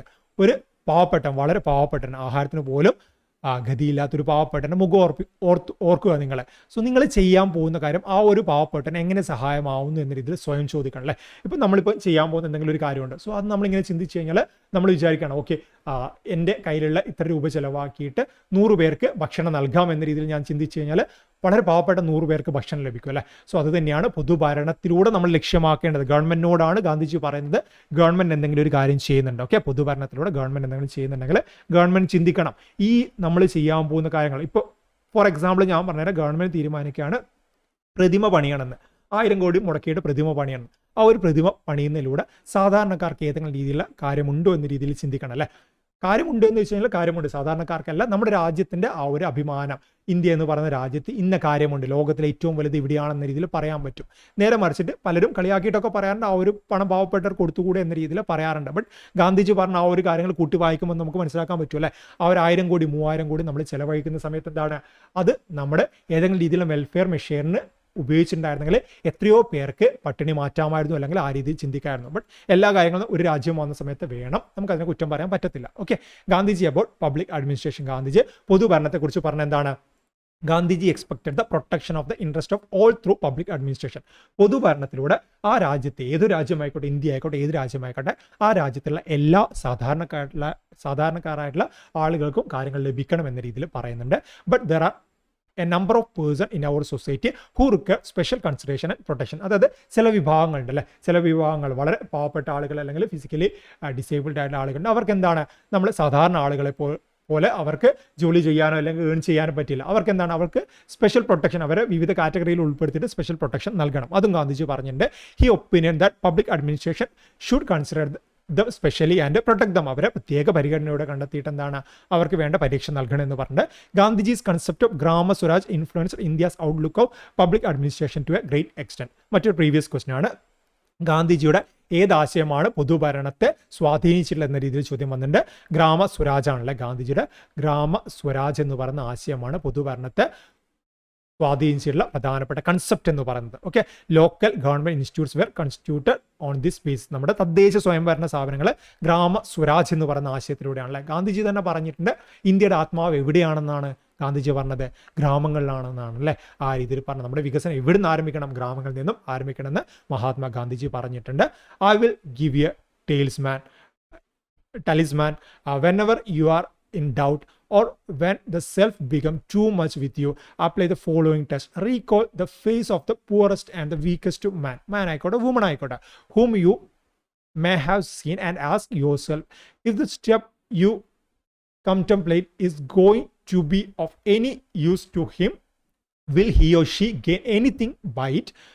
Will it restore him to control over his own life and destiny? In other words, will it lead to swaraj, freedom എന്ന് പറയല്ല, for the hungry and spiritually starving million? Then you will find your doubts and your self melt away. നമ്മൾ ഇത്രയും പറഞ്ഞ കാര്യത്തിൻ്റെ മലയാളമാണ്. നിങ്ങൾ എന്തെങ്കിലും നടപ്പാക്കുന്നതിന് മുൻപ് നിങ്ങൾ കണ്ട പാവപ്പെട്ടവനും നിസ്സഹായനുമായ ഒരുവൻ്റെ മുഖം ഓർക്കുക. ഞാനിപ്പോൾ ചെയ്യാൻ പോകുന്നത് ആ പാവപ്പെട്ടവന് എങ്ങനെ സഹായകമാവുമെന്ന് സ്വയം ചോദിക്കുക. ഇത് മഹാത്മാഗാന്ധിജി പറഞ്ഞതാണ്. എല്ലാവരുടെയും താല്പര്യ സംരക്ഷണമാണ് പൊതുഭരണത്തിലൂടെ ഗാന്ധിജി ലക്ഷ്യമിട്ടത്. ഓൾറെഡി നമ്മൾ പറഞ്ഞ ഇംഗ്ലീഷിൻ്റെ മലയാളമാണ്. എന്നാൽ കൂടുതൽ പരിഗണനയും പരീക്ഷയും വേണ്ടവർ നമ്മുടെ സമൂഹത്തിലുണ്ട്.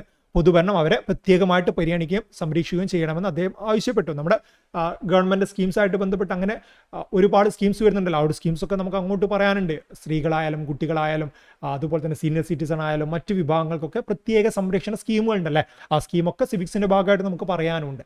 ഗാന്ധിജിയുടെ ഗ്രാമ സ്വരാജ് എന്ന ആശയം ഇന്ത്യയിലെ പൊതുഭരണത്തിൻ്റെ കാഴ്ചപ്പാടിനെ വളരെയധികം സ്വാധീനിക്കുകയുണ്ടായിരുന്നു. പ്രീവിയസ് ഒരു ചോദ്യമാണ്, ഗാന്ധിജിയുടെ ഏതാശയമാണ് പൊതുഭരണ കാഴ്ചപ്പാടിനെ സ്വാധീനിച്ചത്? ഗ്രാമ സ്വരാജ് ആണല്ലേ. ഗ്രാമ സ്വരാജ്, ഫ്രീഡം എന്ന് പറയും, സ്വരാജ് എന്ന് പറയുന്നത്. ഇതിൻ്റെ പരിണിത ഫലമായി പ്രാദേശിക ഭരണ സ്ഥാപനങ്ങൾ അല്ലെങ്കിൽ നമ്മുടെ ലോക്കൽ സെൽഫ് ഗവൺമെൻറ് തദ്ദേശ സ്വയംഭരണ സ്ഥാപനങ്ങളൊക്കെ വന്നിട്ടുണ്ടായിരുന്നു. ഓക്കെ, ആ ഒരു ഐഡിയ ക്ലിയർ ആണല്ലോ. ഇനി നമ്മുടെ പബ്ലിക് അഡ്മിനിസ്ട്രേഷൻ്റെ നേരെ ഓപ്പോസിറ്റാണ് പ്രൈവറ്റ് അഡ്മിനിസ്ട്രേഷൻ. പബ്ലിക് അഡ്മിനിസ്ട്രേഷൻ എന്ന് പറയുന്നത് ഗവൺമെൻറ്റുമായിട്ട് ബന്ധപ്പെട്ട കാര്യമാണെങ്കിൽ പ്രൈവറ്റ് എന്താണ്, സ്വകാര്യ ഭരണമാണല്ലേ. പ്രൈവറ്റ് അഡ്മിനിസ്ട്രേഷൻ സ്വകാര്യ സ്ഥാപനങ്ങളുടെ നടത്തിപ്പിന് വേണ്ടിയിട്ട് രൂപീകരിച്ചിരിക്കുന്ന സംവിധാനത്തെ സ്വകാര്യ ഭരണം എന്ന് പറയുന്നു. സ്വകാര്യ ഭരണം നിർവഹിക്കപ്പെടുന്നത് സ്വകാര്യ മാനേജ്മെൻറ്റ് സംവിധാനത്തിലൂടെയാണ്. അവിടെ ജോലി ചെയ്യുന്നവരുടെ സേവന വേതന വ്യവസ്ഥ നിർണ്ണയിക്കുന്നത് വ്യക്തികളോ സ്വകാര്യ കമ്പനികളോ ആണ്. ഗവൺമെൻറ് അതിൽ ഇടപെടില്ല അല്ലേ. ഗവൺമെൻറ് പറയും ഇത്ര മിനിമം ആയിട്ടുള്ള ഇത്ര വേജും കാര്യങ്ങളൊക്കെ നൽകണമെന്ന് പറയുകയല്ലാതെ ബാക്കിയുള്ള കാര്യങ്ങളിൽ ഗവൺമെൻറ് കൺട്രോൾ വയ്ക്കില്ല. ഓക്കെ, നമ്മളിത്ര നേരം പറഞ്ഞത് നേരെ ഓപ്പോസിറ്റാണ് സ്വകാര്യ ഭരണം. ഇനി നമുക്ക് പറയാനുള്ളത് ഈ ഒരു പൊതുഭരണവുമായിട്ട് ബന്ധപ്പെട്ട് രണ്ട് രീതിയിൽ നമുക്ക് ചിന്തിക്കാം. നമുക്ക് എന്തൊരു കാര്യം നമ്മുടെ ലൈഫിൽ ഏതൊരു കാര്യം ആയിക്കഴിഞ്ഞാൽ നമുക്ക് രണ്ട് രീതിയിൽ ചിന്തിക്കാം. ഒന്ന് വൈഡായിട്ട് നമുക്ക് ചിന്തിക്കാം, അല്ല നല്ല ബ്രോഡായിട്ട് നല്ല രീതിയിൽ വിശാലമായിട്ട് നമുക്ക് ചിന്തിക്കാൻ പറ്റും, വിശാല കാഴ്ചപ്പാടും. അല്ലെങ്കിൽ എന്താണ് നമുക്ക് ഇടുങ്ങിയ രീതിയിൽ അത് നടക്കില്ല ആ രീതിയിൽ നമുക്ക് ചിന്തിക്കാൻ പറ്റും, അല്ലേ? ഇടുങ്ങിയ നാരോ ആയിട്ട് നമുക്ക് ചിന്തിക്കാൻ പറ്റും. ഇനി പബ്ലിക് അഡ്മിനിസ്ട്രേഷൻ്റെ വൈഡ് വ്യൂ വിശാലമായുള്ള ചിന്താഗതി എങ്ങനെയാണെന്ന് നോക്കാം. Public administration refers to the activities all 3 branches of government. എന്താണ്? എക്സിക്യൂട്ടീവ്, ലെജിസ്ലേറ്റീവ്, ജുഡീഷ്യൽ, അല്ലേ?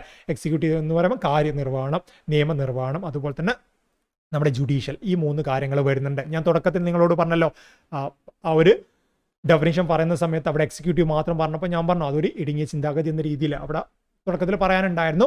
എക്സിക്യൂട്ടീവ്, ലെജിസ്ലേറ്റീവ്, ജുഡീഷ്യൽ, അതെന്താണ്? വൈഡ് വ്യൂ ഒന്നുമല്ല, എല്ലാ ഭാഗങ്ങളും എക്സിക്യൂട്ടീവ് കാര്യനിർവഹണം വരുന്നുണ്ട്, നിയമപരമായിട്ടുള്ള കാര്യങ്ങൾ വരുന്നുണ്ട്, ജുഡീഷ്യറി വരുന്നുണ്ട്, ഇതൊക്കെ വൈഡ് വ്യൂ ആണ്.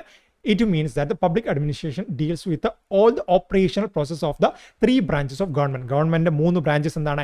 എക്സിക്യൂട്ടീവ് ഉണ്ട്, ലെജിസ്ലേറ്റീവ് ഉണ്ട്, ജുഡീഷ്യൽ ഉണ്ട്. ഓക്കെ, പൊളിറ്റിയിൽ നിങ്ങൾ പഠിച്ചിട്ടുണ്ടാവുമെന്ന് വിചാരിക്കുന്നു. എക്സിക്യൂട്ടീവ്, ലെജിസ്ലേറ്റീവ്, അതുപോലെ judicial. Economics like Woodrow Wilson, അതുപോലെ തന്നെ ഫിഫ്നർ, marshal ഡിമോക്ക്, LD white and other took A broader view of public administration. അതായത് പബ്ലിക് അഡ്മിനിസ്ട്രേഷൻ്റെ വൈഡ് വ്യൂയെ പറ്റിയിട്ട് പറഞ്ഞ പാശ്ചാത്യ ചിന്തകർ, എക്കണോമിസ്റ്റുകളല്ല, പാശ്ചാത്യ ചിന്തകരെന്ന് പറയാൻ പറ്റും. ആരൊക്കെയാണ്? ആ രീതിയിൽ ചിലപ്പം ചോദ്യം വരും. വൈഡ് വ്യൂവുമായിട്ട് ബന്ധപ്പെട്ടിട്ട്, ബ്രോഡ് വ്യൂവുമായിട്ട് ബന്ധപ്പെട്ട് വരുന്ന ചിന്തകർ ആരൊക്കെയാണ്? വുഡ്രോ വിൽസൺ ഉണ്ട്, അതുപോലെ ഫിഫ്നർ ഉണ്ട്, മാർഷൽ ഡിംകോക്ക് ഉണ്ട്, LD വൈറ്റ് ഉണ്ട്. ഇവരൊക്കെയാണ് ഇതുമായിട്ട് ബന്ധപ്പെട്ട് വരുന്നത്. വിശാലമായ കാഴ്ചപ്പാടല്ലേ? പൊതുഭരണം എന്നത് ഗവൺമെൻറ് 3 ശാഖകളെയും, ഏതൊക്കെയാണ് 3 ശാഖകൾ? എക്സിക്യൂട്ടീവ്, ലെജിസ്ലേറ്റീവ്, ജുഡീഷ്യൽ പ്രവർത്തനങ്ങളെ സൂചിപ്പിക്കുന്നു. അതിനർത്ഥം പൊതുഭരണം സർക്കാരിൻ്റെ 3 ശാഖകളുടെ എല്ലാ പ്രവർത്തന പ്രക്രിയകളും കൈകാര്യം ചെയ്യുന്നു. വുഡ്രോ വിൽസൺ, അതുപോലെ ഫിഫ്നർ, മാർഷൽ ഡിമോക്ക്, LD വൈറ്റ് തുടങ്ങിയവർ വിശാല വീക്ഷണം സ്വീകരിച്ചു. ചിലപ്പോൾ ചോദ്യം വരും, പബ്ലിക് അഡ്മിനിസ്ട്രേഷനുമായിട്ട് ബന്ധപ്പെട്ട് ഈ ഒരു വൈഡ് വ്യൂ ഉണ്ടായിരുന്ന ചിന്തകരാരൊക്കെയാണെന്ന് ചോദ്യം വരും. അതാരൊക്കെയാണെന്ന് മനസ്സിലാക്കണം. ഇനി നമ്മുടെ പൊളിറ്റിയുടെ ടെക്സ്റ്റ് ബുക്ക് കൊടുത്ത കാര്യമാണ് പൊളിറ്റി, അതായത് കോൺസ്റ്റിറ്റ്യൂഷനുമായിട്ട് ബന്ധപ്പെട്ട കാര്യങ്ങൾ കൊടുത്തതാണ്. ഗവൺമെൻറ് എങ്ങനെയൊക്കെ നമുക്ക് തരംതിരിക്കാം, വിഭാഗങ്ങളെ. നിയമനിർമ്മാണം, അല്ലേ? നിയമനിർമ്മാണ വിഭാഗം എന്ന് പറയും. അതിനെയാണ് നമ്മൾ ഇംഗ്ലീഷിൽ എന്ത് പറയുന്നത്? ലെജിസ്ലേറ്റീവ് എന്ന രീതിയിൽ പറയുന്നത്, ലെജിസ്ലേറ്റീവ് എന്ന രീതിയിൽ പറയുന്നത്. ഇനി കാര്യനിർവഹണം, അതിന് നമ്മൾ എക്സിക്യൂട്ടീവ് എന്ന് പറയും. നീതി ന്യായം എന്ന് പറയുമ്പോൾ ജുഡീഷ്യറി, അല്ലേ? ഇത് ഓൾറെഡി നിങ്ങൾ പഠിച്ചിട്ടുണ്ടാവുമെന്ന് വിചാരിക്കുന്നു, അതുകൊണ്ട് കൂടുതൽ എക്സ്പ്ലെയിൻ ചെയ്യുന്നില്ല. നിയമനിർമ്മാണ വിഭാഗം തന്നെ 2 രീതിയിലുള്ള കേന്ദ്ര നിയമ നിർമ്മാണ രീതിയിൽ കാര്യങ്ങൾ വരുന്നുണ്ട്. പാർലമെൻറ്റ്, രാജ്യസഭ, ലോക്സഭയായിട്ട് ബന്ധപ്പെട്ടിട്ട്. ഇനി സംസ്ഥാന നിയമ, MLC, അതുപോലെ MLAs, ആ രീതിയിൽ വരുന്നില്ല. കേന്ദ്ര നിയമനിർമ്മാണ വിഭാഗത്തിൽ രാഷ്ട്രപതി, ലോക്സഭ, രാജ്യസഭ, 3 ഭാഗങ്ങൾ ഇന്ത്യൻ പൊളിറ്റിയിൽ നിങ്ങൾ തീർച്ചയായിട്ടും ഇത് പഠിച്ചിട്ടുണ്ടാകും. രാഷ്ട്രപതി, ലോക്സഭ, രാജ്യസഭ, ആ രീതിയിലാണല്ലോ നമ്മുടെ കേന്ദ്ര നിയമനിർമ്മാണ വിഭാഗം പോകുന്നത്. ഇനി സംസ്ഥാനമാണെങ്കിൽ എന്തോ രാഷ്ട്രപതിക്ക് പകരമായിട്ട് അവിടെ എന്ത് വരും? ഗവർണർ വരും. ലോക്സഭയ്ക്ക് പകരമായിട്ട് നിയമസഭ വരും. രാജ്യസഭ നിയമസമിതി വരും, അല്ലേ? ആ രീതിയിൽ വരുന്നുണ്ട്. ഇനി കാര്യനിർവഹണ വിഭാഗമാണെങ്കിൽ കേന്ദ്രത്തിൻ്റെ ആണെങ്കിൽ എക്സിക്യൂട്ടീവ് വരുന്നത് രാഷ്ട്രപതി, ഉപരാഷ്ട്രപതി, പ്രധാനമന്ത്രി, മന്ത്രിസഭ, ഉദ്യോഗസ്ഥർ. ഇനി സംസ്ഥാനത്തിനാണെങ്കിൽ രാഷ്ട്രപതിക്ക് പകരം ഗവർണർ വരും, ഉപരാഷ്ട്രപതിക്ക് പകരം മുഖ്യമന്ത്രി വരുന്നു, പ്രധാനമന്ത്രിക്ക് പകരം മുഖ്യമന്ത്രി വരുന്നുണ്ട്, ഉപമുഖ്യമന്ത്രിമാർ ആ രീതിയിൽ വരുന്നുണ്ട്. എല്ലാ സംസ്ഥാനങ്ങളിലും ഇല്ല. മന്ത്രിസഭ വരുന്നുണ്ട്. മന്ത്രിസഭ ഒന്നാണ്, ഉദ്യോഗസ്ഥരും ഒന്ന് തന്നെയാണ്, അല്ലേ? അതായത് സംസ്ഥാനമായാലും കേന്ദ്ര സംസ്ഥാനമായി കഴിഞ്ഞാൽ, കേന്ദ്ര കാര്യങ്ങളായി കഴിഞ്ഞാലും അവിടെ എന്താണ്? ഒരു മന്ത്രിസഭയും ഉദ്യോഗസ്ഥരും തീർച്ചയായിട്ടും ഉണ്ടാകും, കാര്യങ്ങൾ പൊതുഭരണം കൃത്യമായിട്ട് നടപ്പിലാക്കാൻ വേണ്ടിയിട്ട്. നീതിന്യായമാണെങ്കിൽ സുപ്രീം കോടതി, ഹൈക്കോടതി, കീഴ്ക്കോടതി, ഇത്രയും കാര്യങ്ങളാണ്. ജസ്റ്റ് ഞാൻ ഈ ഒരു കാര്യങ്ങൾ കൂടെ ആഡ് ചെയ്തു, സിവിക്സുമായിട്ട് ബന്ധപ്പെട്ട് എന്ന് മാത്രമേ ഉള്ളൂ. ഇനി എന്താണ്? നാരോ വ്യൂ, ഇടുങ്ങിയ ചിന്താഗതി, അല്ലേ? ഇടുങ്ങിയ ചിന്താഗതി എന്ന് പറയുമ്പോൾ കൂടുതലായിട്ട് കാര്യങ്ങൾ പറയുന്നില്ല. അവർ പറയുന്നില്ല ലെജിസ്ലേറ്റീവ് അല്ലെങ്കിൽ ജുഡീഷ്യറി ഇതിൻ്റെ ഭാഗമായിട്ട് വരുന്നില്ല എന്ന് അവർ പറയുന്നുണ്ട്. അവരെന്താണ് പറയുന്നത്? എക്സിക്യൂട്ടീവ് കാര്യനിർവഹണം മാത്രമേ ഇവിടെ വേണ്ടൂ എന്ന രീതിയിൽ ചിന്തിച്ചു. ഒരു നാരോ വ്യൂ ആണല്ലേ? In A narrow view public administration refers only the activities of executive branches of government. Government executive ബ്രാഞ്ചസുമായിട്ട് ബന്ധപ്പെട്ട കാര്യങ്ങളാണ്. അതാരൊക്കെയാണ്? എക്കണോമിസ്റ്റുകൾ, പാശ്ചാത്യ ചിന്തകരാണ്. ഗുള്ളിക്ക്, നമ്മൾ തുടക്കത്തിൽ പറഞ്ഞ ഗുള്ളിക്ക്, അതുപോലെ തന്നെ ഗുള്ളിക്കിൻ്റെ ആ ഒരു ഡെഫിനിഷൻ അങ്ങനെ തന്നെയല്ലേ വരുന്നത്? എക്സിക്യൂട്ടീവ് ബ്രാഞ്ച് കാണണോ? ആ ഒരു ഡെഫിനിഷൻ ഒന്നുകൂടെ കാണണോ ഗുള്ളിക്കുമായിട്ട് ബന്ധപ്പെട്ട്? തുടക്കത്തിൽ ഞാൻ നൽകിയ ലൂതർ ഗുള്ളിക്കിൻ്റെ ആയിരുന്നു. ഇവിടെ അദ്ദേഹം പറഞ്ഞല്ലോ എക്സിക്യൂട്ടീവ് എന്ന രീതിയിൽ പറഞ്ഞു. അവിടെ ഓൾറെഡി നമ്മൾ പറഞ്ഞതുപോലെ തന്നെ അവിടെ ഒരു നാരോ ആണല്ലോ, ഇടുങ്ങിയ ചിന്താഗതി, അല്ലെങ്കിൽ ആ രീതിയിലാണ് വരുന്നത്. ഗുള്ളിക്ക്, Simon, Wilby, Fayol, Odway-Teed discusses public administration as exclusively the function of the executive branch of the government. Government executive ബ്രാഞ്ചിൻ്റെ കാര്യങ്ങൾ മാത്രമേ എന്തിൽ പരാമർശിക്കപ്പെടുന്നുള്ളൂ? നമ്മുടെ പൊതുഭരണത്തിൽ, പബ്ലിക് അഡ്മിനിസ്ട്രേഷനിൽ പറയുന്നുള്ളൂ. അവിടെ ലെജിസ്ലേഷനും അതുപോലെ തന്നെ ജുഡീഷ്യറും വേണ്ടെന്ന് പറഞ്ഞു. ഇടുങ്ങിയ കാഴ്ചയാണ്. ഇടുങ്ങിയ വീക്ഷണത്തിൽ പൊതുഭരണം എന്നത് ഗവൺമെൻറ്റിൻ്റെ എക്സിക്യൂട്ടീവ് ബ്രാഞ്ചുകളുടെ പ്രവർത്തനം മാത്രമാണെന്ന് സൂചിപ്പിക്കുന്നു.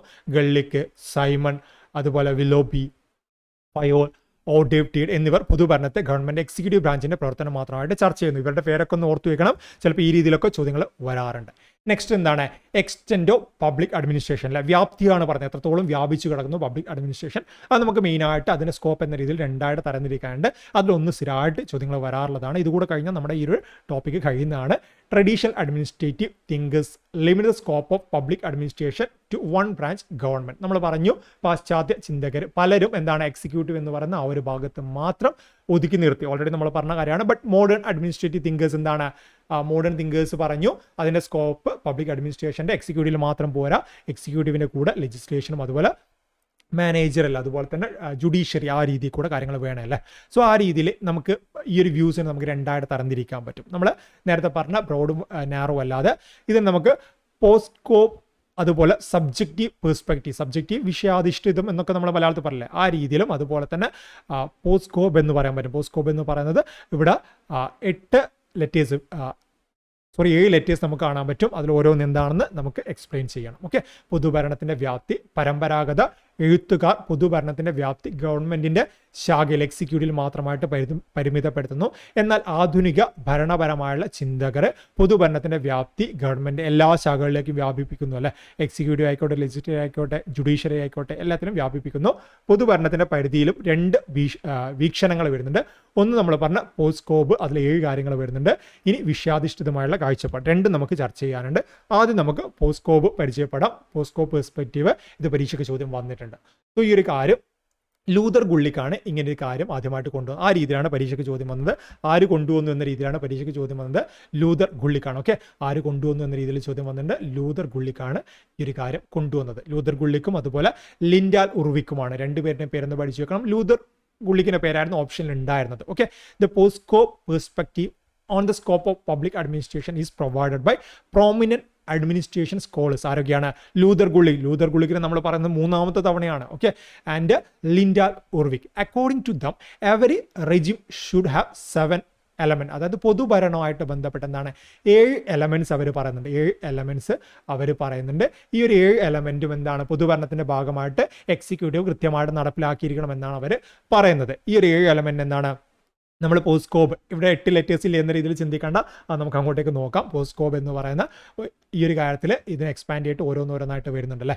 Each letter in this acronym stand for element of governance. നമ്മുടെ ഗവേണൻസുമായിട്ട് ബന്ധപ്പെട്ട ഓരോ എലമെന്റ്സിനാണ് സൂചിപ്പിക്കുന്നത്. പോസ്റ്റ്കോപ്പ് കാഴ്ചപ്പാട്, പൊതുഭരണത്തിന്റെ പരിധിയിൽ പോസ്റ്റ്കോപ്പ് വീക്ഷണം നൽകുന്നത് പ്രമുഖ ഭരണ പണ്ഡിതരായുള്ള ലൂതർ ഗുള്ളിക്കും അതുപോലെ ലിൻഡാൽ ഉർവിക്കുമാണ്. അവരുടെ അഭിപ്രായത്തിൽ ഓരോ ഭരണകൂടത്തിനും 7 ഘടകങ്ങൾ ഉണ്ടായിരിക്കണം. ഈ 7 മൂലകങ്ങൾ പോസ്റ്റ്കോപ്പ് എന്ന ചുരുക്കപ്പേരിലാണ് അറിയപ്പെടുന്നത്. ഈ ചുരുക്കപ്പേരിലെ ഓരോ അക്ഷരവും ഭരണത്തിന്റെ ഒരു ഘടകത്തെ സൂചിപ്പിക്കുന്നു. ഏതൊക്കെയാണ് ആ ഒരു ഘടകം എന്ന് നമുക്ക് നോക്കണം. ശാസ്ത്രീയ വിഭവശേഷി കൈകാര്യം ചെയ്യലും, ഇത് ടെക്സ്റ്റ് ബുക്കിലുള്ളതാണ്. ഭരണ നിർവഹണ ആസൂത്രണത്തിന്റെ ആവശ്യകതയും 1900-കളിൽ ഫെഡറിക് ടൈലറുടെ ഗ്രന്ഥങ്ങൾ മുതൽ നമുക്ക് കാണാൻ പറ്റും. അവിടെ ഈ ഒരു കാര്യങ്ങളൊക്കെ ആയിട്ട് ബന്ധപ്പെട്ട് പൊതുഭരണമൊക്കെ ആയിട്ട് ബന്ധപ്പെട്ട കാര്യങ്ങൾ 1900 കാലഘട്ടങ്ങളിൽ ഫെഡറിക് ടൈലറുടെ ഗ്രന്ഥങ്ങൾ മുതൽ കാണാൻ പറ്റുന്ന ടെക്സ്റ്റ് ബുക്ക് പറഞ്ഞിട്ടുണ്ട്. കൂടെ ഒന്ന് നോട്ട് ചെയ്യണം. ലൂതർ ഗുള്ളിക്ക് നമ്മൾ ഓൾറെഡി പറഞ്ഞ കാര്യമാണല്ലേ. ലൂതർ ഗുള്ളിക്ക് ഭരണ നിർവഹണ ദൗത്യത്തിൽ പ്രതിനിധീകരിക്കുന്ന പോസ്റ്റ്കോപ്പ്, ഇവിടെ കണ്ടോ CO സ്മോൾ ആയല്ലേ എന്ന ചുരുക്കത്തിൽ രൂപപ്പെടുത്തിയിട്ടുണ്ട്. ഇതിൽ P എന്താണ്? P നമുക്കറിയാം പ്ലാനിങ് ആണല്ലേ, ആസൂത്രണം, പ്ലാനിങ്. പൊതുഭരണമായിട്ട് ബന്ധപ്പെട്ട് നമുക്ക് മസ്റ്റായിട്ട് വേണ്ട കാര്യം എന്താണ്? പ്ലാനിങ് ആണല്ലേ. എന്ത് കാര്യമായിക്കോട്ടെ നമുക്ക് പ്ലാനിങ് വേണം. നെക്സ്റ്റ് എന്താണ്? O എന്ന് പറയുമ്പോൾ ഓർഗനൈസിങ് ആണ്, സംഘാടനം എന്ന് നമ്മൾ മലയാളത്തിൽ പറയും. S എന്താണ്? സ്റ്റാഫിംഗ് ആണ്, ഉദ്യോഗസ്ഥ നിയമനമാണല്ലേ. D എന്ന് പറയുന്നത് നേതൃത്വം നൽകാനാണ്. ഇത് നമ്മൾ അങ്ങോട്ട് എക്സ്പ്ലെയിൻ ചെയ്യും. ഡയറക്റ്റിംഗ് എന്ന് പറയും. ഇനി കോബില് CO എന്ന് പറയുന്നത് ഏകോപനം, കോർഡിനേറ്റിംഗ് എന്ന് പറയും. 6 റിപ്പോർട്ട് തയ്യാറാക്കൽ. B എന്ന് പറയുന്നത് ധനകാര്യ ആസൂത്രണം അല്ലെങ്കിൽ ബഡ്ജറ്റിംഗ് എന്ന രീതിയിലും പറയുന്ന 7 കാര്യങ്ങൾ ഇവിടെ കൊടുത്തിട്ടുണ്ട്. എന്തൊക്കെയാണ് പോസ്റ്റ്കോപ്പിൽ വരുന്ന 7 കാര്യങ്ങൾ? പ്ലാനിങ് കൂട്ടിയിട്ട് നമുക്ക് പറയണം അല്ലേ. ആസൂത്രണം വരുന്നുണ്ട്, സംഘാടനം വരുന്നുണ്ട്, ഉദ്യോഗസ്ഥ സ്റ്റാഫിംഗ് നിയമനം അല്ലേ, നേതൃത്വം നൽകൽ, ഏകോപനം, റിപ്പോർട്ട് തയ്യാറാക്കൽ, ധനകാര്യ ആസൂത്രണം. ഈ 7 കാര്യങ്ങൾ നിങ്ങൾ പഠിച്ചു വെച്ചോ. ഇത് പരീക്ഷയ്ക്ക് ചോദ്യങ്ങളായിട്ട് വന്നിട്ടുണ്ട്, ഇനിയും ചോദ്യങ്ങളായിട്ട് തന്നെ വരും. ഇതിലിനി ഓരോന്നോരോന്നും നമുക്ക് എടുത്തു പറയണം. ഇത് പറഞ്ഞു കഴിഞ്ഞാൽ തന്നെ നമ്മുടെ ക്ലാസ് ഏതാണ്ട് 95% കംപ്ലീറ്റ് ആയി. ലാസ്റ്റുള്ള 1-2 കാര്യങ്ങൾ മാത്രമേ പിന്നെ ഉണ്ടാവും. ഓക്കെ, ആദ്യം പ്ലാനിങ് ആണല്ലേ. Planning, it is a responsibility of every administration and managers to plan the method of doing all the things to be done in order to fulfil the purpose set for the enterprise. നമുക്കറിയാം ഏതൊരു സ്ഥാപനം എടുത്ത് നോക്കിക്കഴിഞ്ഞാലും എന്താണ് അവിടെ നമ്മൾ കൃത്യമായിട്ട് plan ചെയ്യണം അല്ലേ. ഓരോ മേഖലയ്ക്ക് നമ്മൾ എത്ര ഫണ്ട് വേണം, എന്തുമായിട്ട് ബന്ധപ്പെട്ട് നമ്മുടെ ഫണ്ടിങ് കാര്യങ്ങൾ വേണം, എത്ര വർഷം കൊണ്ട് നമ്മളിത് കംപ്ലീറ്റ് ചെയ്യണം, ഇതിനുവേണ്ടി നമുക്ക് എത്ര സ്റ്റാഫ് ആവശ്യമുണ്ട്, അതുപോലെ തന്നെ ഇതുമായിട്ട് ബന്ധപ്പെട്ട് നമ്മുടെ ഫ്യൂച്ചർ എന്താണ്, അങ്ങനെ കൃത്യമായിട്ടെല്ലാം നമ്മൾ പ്ലാൻ ചെയ്യണം അല്ലേ. സോ പ്ലാനിങ് വളരെ വളരെ വളരെ ഇമ്പോർട്ടൻ്റ് ആണ്. എന്ത് കാര്യമാണ് നിങ്ങളുടെ ലൈഫായാലും എക്സാമിന് പഠിക്കുന്നതിന് നമ്മൾ പ്ലാനിങ് ഇല്ലാതെ പഠിച്ചു കഴിഞ്ഞാൽ നമുക്ക് വിജയിക്കാനുള്ള സാധ്യത വളരെ കുറവാണ്. നമ്മൾ കൃത്യമായിട്ട് പ്ലാൻ ചെയ്യണം. യൂണിവേഴ്സിറ്റി അസിസ്റ്റൻറ്റിന് വേണ്ടിയിട്ട് നിങ്ങൾ പഠിക്കുകയാണ്, അങ്ങനെയാണെങ്കിൽ നിങ്ങൾ കറണ്ട് അഫെയറിൽ എത്ര സമയം നിങ്ങൾ സ്പെൻഡ് ചെയ്യണം. നിങ്ങൾ ഹിസ്റ്ററിയിൽ സ്ട്രോങ് ആണെങ്കിൽ ഹിസ്റ്ററി നിങ്ങൾക്ക് കുറച്ച് ടൈം സ്പെൻഡ് ചെയ്താൽ മതി. നിങ്ങൾ കോൺസ്റ്റിറ്റ്യൂഷൻ സ്ട്രോങ് ആണെങ്കിൽ കുറച്ച് ടൈം സ്പെൻഡ് ചെയ്താൽ മതി. ഇംഗ്ലീഷിൽ നിങ്ങൾ വീക്ക് ആണെങ്കിൽ കൂടുതൽ ടൈം നിങ്ങൾ സ്പെൻഡ് ചെയ്യണം. സോ അവിടെ കൃത്യമായിട്ട് പ്ലാനിങ് വേണം അല്ലേ. പൊതുഭരണത്തിലും അതുപോലെ തന്നെയാണ്. പൊതുഭരണത്തിൽ ഗവൺമെൻറ്റിന് ഏതൊക്കെ മേഖലകളിൽ കൂടുതൽ ശ്രദ്ധ ചെലുത്തണം. അതായത് നമ്മൾ രാജ്യത്ത് നേരിടുന്ന പ്രധാനപ്പെട്ട പ്രശ്നം പട്ടിണിയാണെങ്കിൽ അവിടെ നമ്മൾ കൂടുതൽ പ്രാധാന്യം നൽകണം. അതൊക്കെ നമ്മുടെ 5 ഇയർ പ്ലാനുമായിട്ട് ബന്ധപ്പെട്ട് നമ്മൾ പറഞ്ഞിട്ടുണ്ട്. It is the responsibility of every administration and managers to plan the methods of doing all the things to be done in order to fulfill the purpose set for the enterprises. Okay, next എന്താണ് organising ആണല്ലേ. Organising സംഘാടനം. Managers have to assign proper tasks to their subordinates and make them sad in order to benefit the organization. അതായത് നമ്മളിപ്പോൾ ഏതൊരു body നോക്കിക്കഴിഞ്ഞാൽ നമുക്കറിയാം. ഇപ്പോൾ police സേന തന്നെ നിങ്ങൾ നോക്കിയേ, ഏറ്റവും മുകളിൽ പോലീസ് സ്ഥലവും വരുന്നുണ്ടല്ലേ. പിന്നെ താഴോട്ടേക്ക് നമ്മുടെ DYSP, അതുപോലെ SI, CI, SI, ആ രീതിയിൽ കോൺസ്റ്റബിൾ, അങ്ങനെ താഴോട്ടേക്ക് വരുന്നുണ്ടല്ലേ. ഏറ്റവും മുകളിൽ എന്താണ് ഒരാൾ ഏറ്റവും മുകളിലുണ്ട്. ഏറ്റവും ടോപ്പായിട്ട് വരുന്ന ഒരാൾ മുകളിലുണ്ടാവും. അദ്ദേഹത്തിൻ്റെ കാര്യങ്ങൾ, അദ്ദേഹം പറയുന്ന കാര്യങ്ങൾ ഏറ്റവും മുകളിൽ ഇപ്പോൾ ഏത് സേനയായി കഴിഞ്ഞാലും ഏത് വിഭാഗമായി കഴിഞ്ഞാലും മുകളിൽ ഒരാളുണ്ടാവും. അദ്ദേഹത്തിന് താഴെയായിട്ട് 2 പേരുണ്ടാവും. അതിന് താഴെയായിട്ട് 3-4 പേര് വരും. അതിന് താഴെയായിട്ട് ആളുകൾ കൂടി വരില്ല. ഏറ്റവും താഴെ ലെവലെത്തുമ്പോൾ ഒരുപാട് ആളുകളുണ്ട്. ഇപ്പോൾ കോൺസ്റ്റബിൾസ് ഒക്കെ ഒരുപാടില്ലേ എന്ന് കരുതിയിട്ട് നമ്മുടെ DGP എന്ന് പറഞ്ഞ ഒരുപാടുണ്ടോ? ഇല്ലല്ലേ. അതുപോലെ തന്നെ ഏറ്റവും താഴെത്തുമ്പോൾ ഒരുപാട് ആളുകളുണ്ടാവും. സോ ഓർഗനൈസ് ചെയ്യണം. മുകളിലുള്ള ആൾ പറയും, താഴെയുള്ള ആളോട് ഇങ്ങനെയുള്ള കാര്യങ്ങൾ ചെയ്യണം. സോ കൃത്യമായിട്ട് ഓരോരുത്തരുടെ ഡ്യൂട്ടി കൃത്യമായിട്ട് വിഭജിച്ച് നൽകണം, ഓർഗനൈസ് ചെയ്യണം. നെക്സ്റ്റ് സ്റ്റാഫിംഗ് ആണല്ലോ. Staffing refers to the entire personnel function of bring in and training employees and maintain favourable working condition. Okay, staffing എന്ന് പറയുമ്പം ഒരു സംഘടനയുമായിട്ട് ബന്ധപ്പെട്ട് അല്ലെങ്കിൽ ആ ഒരു കാര്യങ്ങളായിട്ട് ബന്ധപ്പെട്ടിട്ട് ആളുകളെ പറ്റിയിട്ടാണ് പറയുന്നത്. അതിന് മലയാളം നോക്കുമ്പോൾ നമുക്ക് കൂടുതൽ പറയാം. ആസൂത്രണം എന്താണ്? ഒരു ലക്ഷ്യം നേടുന്നതിന് സ്വീകരിക്കേണ്ട രീതിശാസ്ത്രം, അവ നേടുന്നതിന് ആവശ്യമായുള്ള പ്രവർത്തനങ്ങൾ, രൂപരേഖ എന്നിവയാണ് ആസൂത്രണം എന്നുകൊണ്ട് അർത്ഥമാക്കുന്നത്. നമ്മൾ എന്തൊരു കാര്യം ഉണ്ടെങ്കിലും ആദ്യം എന്താണ്? അതിന് പ്ലാനിങ് വേണം അല്ലേ. പ്ലാനിങ് കൃത്യമായിട്ട് നമ്മൾ പ്ലാൻ ചെയ്തിട്ട് കാര്യങ്ങൾ നടപ്പിലാക്കണം. അതിനാണ് നമ്മൾ ആസൂത്രണം അഥവാ പ്ലാനിങ് എന്ന് പറയുന്നത്. നെക്സ്റ്റ് സംഘാടനം അഥവാ ഓർഗനൈസേഷനാണ്. നമ്മൾ ഏറ്റെടുത്തിരിക്കുന്ന ദൗത്യം നിറവേറ്റുന്നതിന് വേണ്ടിയിട്ട് ഔദ്യോഗിക സ്ഥാനങ്ങളും അധികാരങ്ങളും വിഭജിച്ച് നൽകുകയും ഏകോപിക്കുകയും ചെയ്യുന്നതാണ് സംഘാടനം. സോ ഓരോ ലെവലിൽ പറയുകയാണ്. ഏറ്റവും ടോപ്പിൽ പറയാണ് ഒരാൾ പറയാണ് ഇയാളാണ് നിങ്ങളുടെ ഏറ്റവും ടോപ്പ് ഹെഡ് എന്ന് പറഞ്ഞ് ഇദ്ദേഹം പറയുന്നത്. ഇതിന് താഴെയുള്ള 2 പേര് കേൾക്കണം. അവർ 3 പേരും പറയുന്നത് അതിന് താഴെയുള്ള 5 പേര് കേൾക്കണം. അങ്ങനെ ഈ 8 പേര് പറയുന്നത് അതിന് താഴെ വരുന്ന 10 പേര് കേൾക്കണം. ഇങ്ങനെയായിട്ട് ശ്രേണിയായിട്ട് ഓർഗനൈസേഷൻ സംഘാടനം കാര്യങ്ങൾ വരുമല്ലേ. ഉദ്യോഗസ്ഥ നിയമനം, സ്റ്റാഫിംഗ്, ദൗത്യ നിർവഹണത്തിന് സംഘടനയിലെ എല്ലാ സ്ഥാനങ്ങളിലും ആവശ്യത്തിന് യോഗ്യതയുള്ളവരെ നിയമിക്കുന്നതിനെയാണ് ഉദ്യോഗസ്ഥ നിയമനം എന്ന് പറയുന്നത്. ഇപ്പോൾ നിങ്ങളെന്താണ് ഈ ഒരു ഉദ്യോഗസ്ഥ നിയമനത്തിന് വേണ്ടിയിട്ടാണ് നിങ്ങൾ പഠിക്കുന്നത്. ഓക്കെ, നിങ്ങളിപ്പോൾ അക്കാഡമിക്സിൻ്റെ കോഴ്സ് എടുത്ത് വന്ന് പഠിക്കുന്നത് ഉദ്യോഗസ്ഥ നിയമനത്തിന് വേണ്ടിയിട്ടാണ്.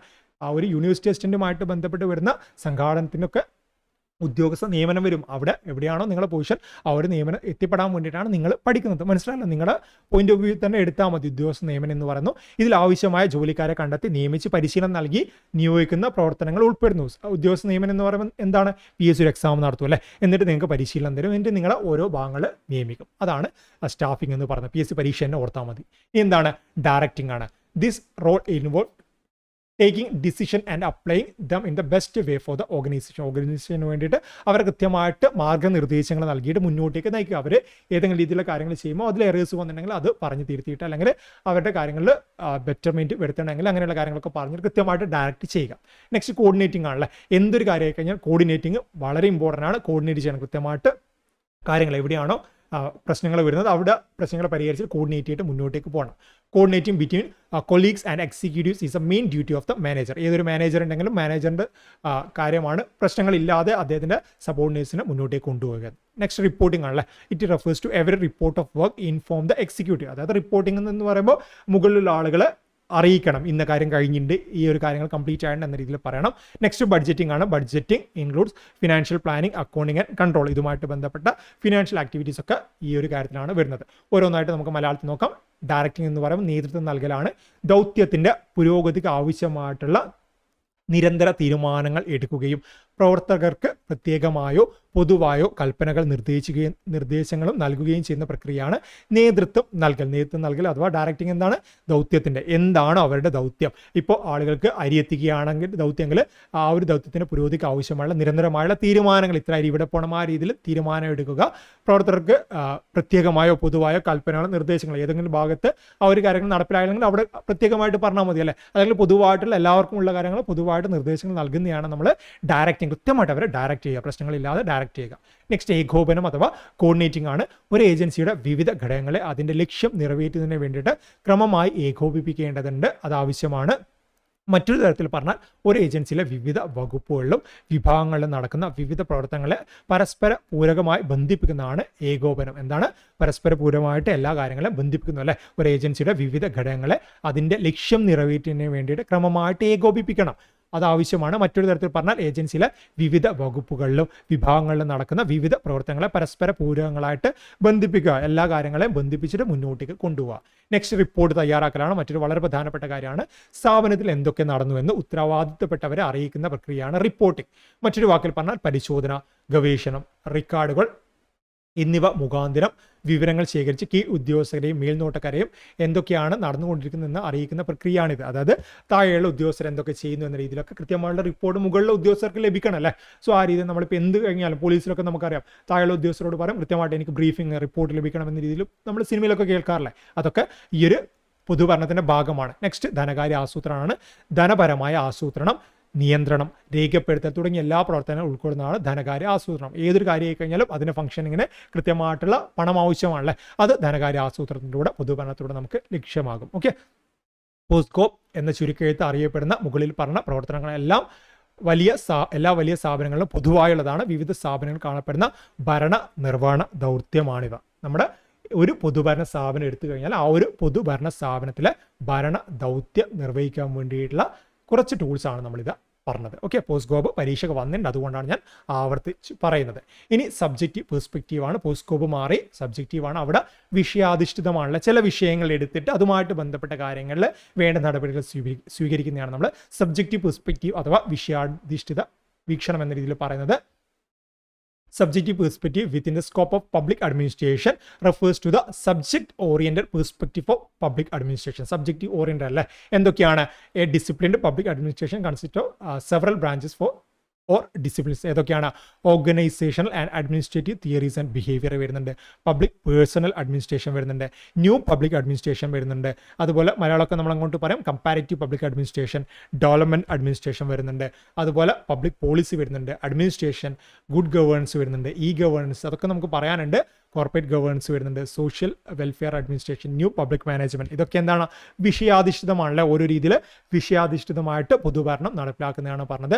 വിഷയാധിഷ്ഠിതമായുള്ള കാഴ്ചപ്പാട് പബ്ലിക് അഡ്മിനിസ്ട്രേഷൻ്റെ പരിധിയുള്ള വിഷയവീക്ഷണം പൊതുഭരണത്തിൻ്റെ വിഷയാധിഷ്ഠിതമായുള്ള കാഴ്ചപ്പാടിന് സ്വീകരിക്കുന്നു. ഇവിടെ എന്താണ്?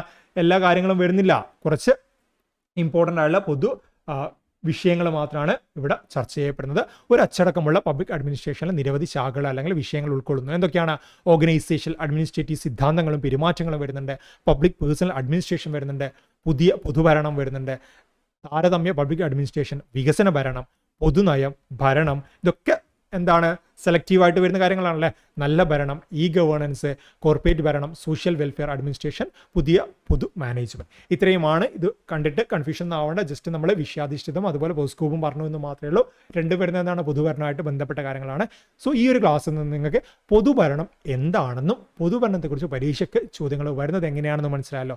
ആ രീതിയിൽ പ്രധാനപ്പെട്ട കാര്യങ്ങളൊക്കെ ഞാൻ ആഡ് ചെയ്തിട്ടുണ്ട്. ഇനി എന്തെങ്കിലും സപ്പോസ് ഞാൻ വിട്ടുപോയിട്ടുണ്ടെങ്കിൽ ആ ഒരു കാര്യങ്ങൾ നമുക്ക് ലാസ്റ്റ് നോക്കാം. നമ്മൾ എത്രയൊക്കെ പറഞ്ഞു കഴിഞ്ഞാലും നമ്മൾ ഏതെങ്കിലും കാര്യമൊക്കെ വിട്ടുപോകും. അത് പരീക്ഷയ്ക്ക് കറക്റ്റായി ചോദിക്കുമെന്നല്ല പറയുന്നത്.